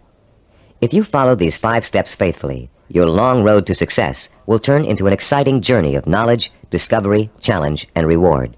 And for as long as you feel you're making progress, even hard work and minor interferences won't shake you from your purpose. The real problem arises when a major setback occurs, especially if it's unforeseen. A seemingly insurmountable obstacle is often enough to make even the most determined achiever decide that the fight simply isn't worth it. Setbacks make people give up just at the point when they should not. How can you deal successfully with setbacks? How can you learn not to feel like a failure when it suddenly seems that all of your hard work may have been for nothing? There are 5 ways you can turn every setback you encounter into a learning experience, one that will leave you stronger and wiser and more determined than ever to keep working toward your goal. Listen carefully while I outline each one in turn. First, never try to ignore a problem or handicap. Deal with your problems directly. Don't avoid them or try to hide from them. If you want to start a business but can't find people to back you up financially, that doesn't give you the right to plunge into your project with no capital and a lot of ideas for spending money. If you want to become a doctor but don't have the grades to get into medical school, it won't help you to start applying to schools you know you can't get into. When you have a problem, study it from all angles and try to determine the best way to proceed. Which brings us to our second point. Don't blame other people for your setbacks, and don't chalk it up to bad luck. You make your own luck in this life, and you have to solve your own problems. Learn to tackle them head-on, being as realistic as possible and as level-headed as possible. Mentors can often provide a great deal of help in a bad situation. Try acting as if you are your own mentor. What would he or she do in your situation? Or what has he or she already done to overcome an obstacle similar to yours? Third, continually strive to strengthen your qualities of self-discipline. Setbacks often occur because of weaknesses in certain areas. Try to turn those weaknesses into strengths. Be your own severest critic, but not your own worst enemy. Don't tell yourself, I failed. Tell yourself, I slipped, but I'm going to pick myself up and go on. Fourth, in almost every setback, there's a seed of opportunity, a silver lining, if you will. Find it and use it. You may find yourself taking a slightly different path to achieving your goal than you first imagined, but you'll get there just the same. Take the new path and see where it leads you. Following this philosophy helps take the emotional sting out of setbacks and is a good antidote for discouragement, and it's a healthier way to react to a bad situation than deciding to give up. Fifth, always remember that no matter how difficult a problem is, or how insurmountable it seems, there's always a solution. A problem is only really a problem if you think you can't solve it. If you take the attitude that every problem has a solution, and you approach your problem with an open and creative mind, you'll find that solution. A young woman we know named Carol Napier was faced with and managed to overcome the kind of setbacks that might make anybody want to give up. Her story is so inspiring that we'd like to end this session with her example of what it's like to be a self-disciplined achiever who never quits no matter what. At 26, Carol had a degree in marketing and a good job as a marketing assistant, with an eye to moving up in the company she worked for as soon as there was an opening for a higher position. Carol had diabetes, diagnosed when she was 12, but had always been able to keep it under control with insulin shots, and had always lived a perfectly normal, relatively healthy life. In the spring of Carol's 26th year, she began having trouble with her eyes. Doctors told her that her diabetes was causing her to slowly lose her eyesight. At first, Carol refused to believe it, but when she began having trouble driving, she realized the doctors were right, and she would have to re-evaluate her job and her purpose in life to deal with the problem of approaching blindness. But before Carol could come up with a solution to that problem, her kidneys also began to fail. Ultimately, she needed a kidney transplant, which was done successfully when she turned 27. Everything seemed to be going fine when a sudden episode of insulin shock left Carol paralyzed from the waist down. Carol recalls wanting to quit then and there. At that point, I just wanted to go to sleep and never wake up. The depression got so bad that I realized I couldn't go on this way. I only had one choice, and that was to get myself out of this. Slowly, Carol regained her strength, learning to walk again with the aid of physical therapy. She rewarded herself for her progress by making a trip across the country alone to visit her parents for Thanksgiving. A trip friends tried to dissuade her from taking, but which proved to Carol that she could still make it on her own. Today, Carol is attending college, studying for a master's degree in rehabilitative education. She has decided to spend the rest of her life helping people face and overcome problems like hers. She is completely blind and still walks with a cane, but that has not stopped her from pursuing a goal many healthy people would find difficult to achieve. The key to reaching any goal is to develop the strength of character that makes you refuse to give up, no matter how bad things look. The most amazing thing about persistence and perseverance is that they make it almost impossible for you not to succeed in your endeavors. In this session, you've learned the importance of not being a quitter, of learning from your mistakes, and of keeping an open mind when it comes to finding creative solutions to problems you may think are unsolvable. In the next session, we're going to review everything you've learned in the Neuropsychology of Self-Discipline program and give you some tips for developing the lifelong habit of self-discipline. We're now coming to the end of the Neuropsychology of Self-Discipline, and now is a good time to reflect on what you've learned and how far you've come. It's also a good time to start thinking about how you're going to maintain and develop your self-disciplined character for the rest of your life, because the process of becoming an achiever never really ends. In the years to come, you'll find yourself learning from trial and error, from accomplishments, from setbacks, from disappointments, from rewards, from the feeling of satisfaction you get when a job has been well done. The more you achieve, the more you'll learn one of the greatest secrets of achievement. Success breeds success. Every small step you take on the road to your goal will make it easier to take the next step. And once you've achieved your goal, you'll probably find that there's another goal you want to achieve. Along the way, you'll delight in the process of watching yourself in action, making corrections in your methods and strategies as you strive toward your ultimate goal and the hundreds of smaller goals you will successfully reach on the way. Let's talk about the milestones you've already passed. In Session 1, which you listened to some time ago, you uncovered the master key to your highest potential, self-discipline. We define self-discipline as the ability to work systematically and progressively toward a goal, to become positively obsessed with that goal, and to let that obsession lead you to accomplishment. We talked about the problems caused by lack of self-discipline. We learned about the waste of potential, the drifting from job to job, from relationship to relationship, of the person who has no real sense of purpose and an undisciplined approach to life in general. We also talked about the problems of wanting immediate gratification and how that always leads to failure because it means refusing to pay for success with hard work. There is no other way to be successful except through hard work. The words pay for shouldn't bother you. All accomplishments come with a price tag, just like something you might want to buy. And just as you will save for an item you really want to buy, cutting your budget and making financial sacrifices, you should also be willing to make sacrifices in order to reach your goal. You may have to give up time, recreational activities, other priorities in your life. But it won't be difficult to do, because reaching your goal will become a more important source of pleasure. In Session 2, you were introduced to the 10 characteristics of the self-disciplined achiever. These characteristics served as a model against which you could compare your own strengths and weaknesses. Let's review them quickly now, to refresh your memory and see how far you've come in absorbing the principles of this program. First, self-disciplined achievers have a strong sense of purpose. They have a cause or direction to which they have chosen to dedicate their lives. This cause gives them meaning in their lives and a reason to exist. Second, the self-disciplined seek out positive role models, called mentors, to teach them how to best approach their goal and overcome setbacks and obstacles along the way. Third, self-disciplined achievers use sensory images to provoke the kind of emotion that keeps them working toward their goal for as long as it takes to achieve it. Fourth, those possessing an iron will dwell on the fulfillment of their vision rather than on fear and failure. They have a positive attitude toward themselves and their goal and refuse to let setbacks get them down. Fifth, the self-disciplined achiever has a deep-rooted belief in his or her ability to achieve. This "I know I can do it" attitude is nurtured by their study of mentors and their realization that the only thing that stands between themselves and their goals is hard work and self-discipline. Sixth, self-disciplined achievers have the ability to plan and organize. They know that a goal can never successfully be reached in a haphazard way.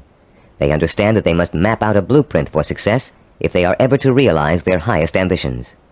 Seventh, they know how and when to acquire the essential knowledge and skills they need to achieve their goals. This comes from the planning and organization work they did earlier. Eighth, self-disciplined achievers have patience. They understand the concept of seasoning and its importance in reaching any goal. Time does not frighten them. Ninth, people who achieve their goals do so through persistence and perseverance. They are stubborn in their efforts to achieve, and they never give up. 10th, self-disciplined achievers have a mature attitude toward pleasure. Rather than seeking any diversion that will temporarily make them feel better, they take the most pleasure in doing the work that will help them achieve their goal. How many of these 10 characteristics did you remember?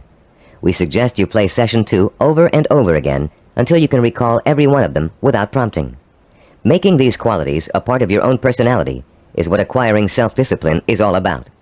And the more you listen to them, the more you think about them, the more they will become a part of your own life. In Session 3, we delved deeply into the scientific basis for this program. You learned how the key to success is developing the kind of constant internal motivation that keeps you on course through problems and setbacks, through temporary boredom or fatigue, through periods of doubt or discouragement.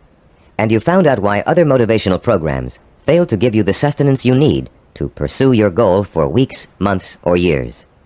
You learned about Dr. Carl Pribram's research into images of achievement and the critical role they play in motivating people to be successful. Dr. Pribram's discovery of the power of sensory-rich images to provoke the drive of motivation made the creation of this unique program possible. In Session 4, we discussed the power of purpose. Here you learned to focus your energy like a laser beam on what you want to accomplish. You learned how your macro or major purpose really could be broken down into a series of micro or minor achievements. You heard examples of how well-known achievers tackled major goals by turning them into step-by-step plans for success that they could deal with one at a time. In the same session, you participated in a fascinating exercise that let you pinpoint, perhaps for the first time, what your most important goal in life really is. You then used that goal to create a statement of purpose that would stand as a beacon in your quest for achievement. In Session 5, we talked about mentors and role models. You learned about the process of modeling, the basis for human learning. We talked about how models are both a blueprint and an inspiration for our own activity and our own growth. You learned how models help shorten the trial and error process we must all go through before chalking up an accomplishment. You also learned how to choose a role model and how to turn that model into an inspirational but not awe-inspiring figure. You learned the value of realizing that your role model has faults and weaknesses just as you do, but has succeeded in spite of them.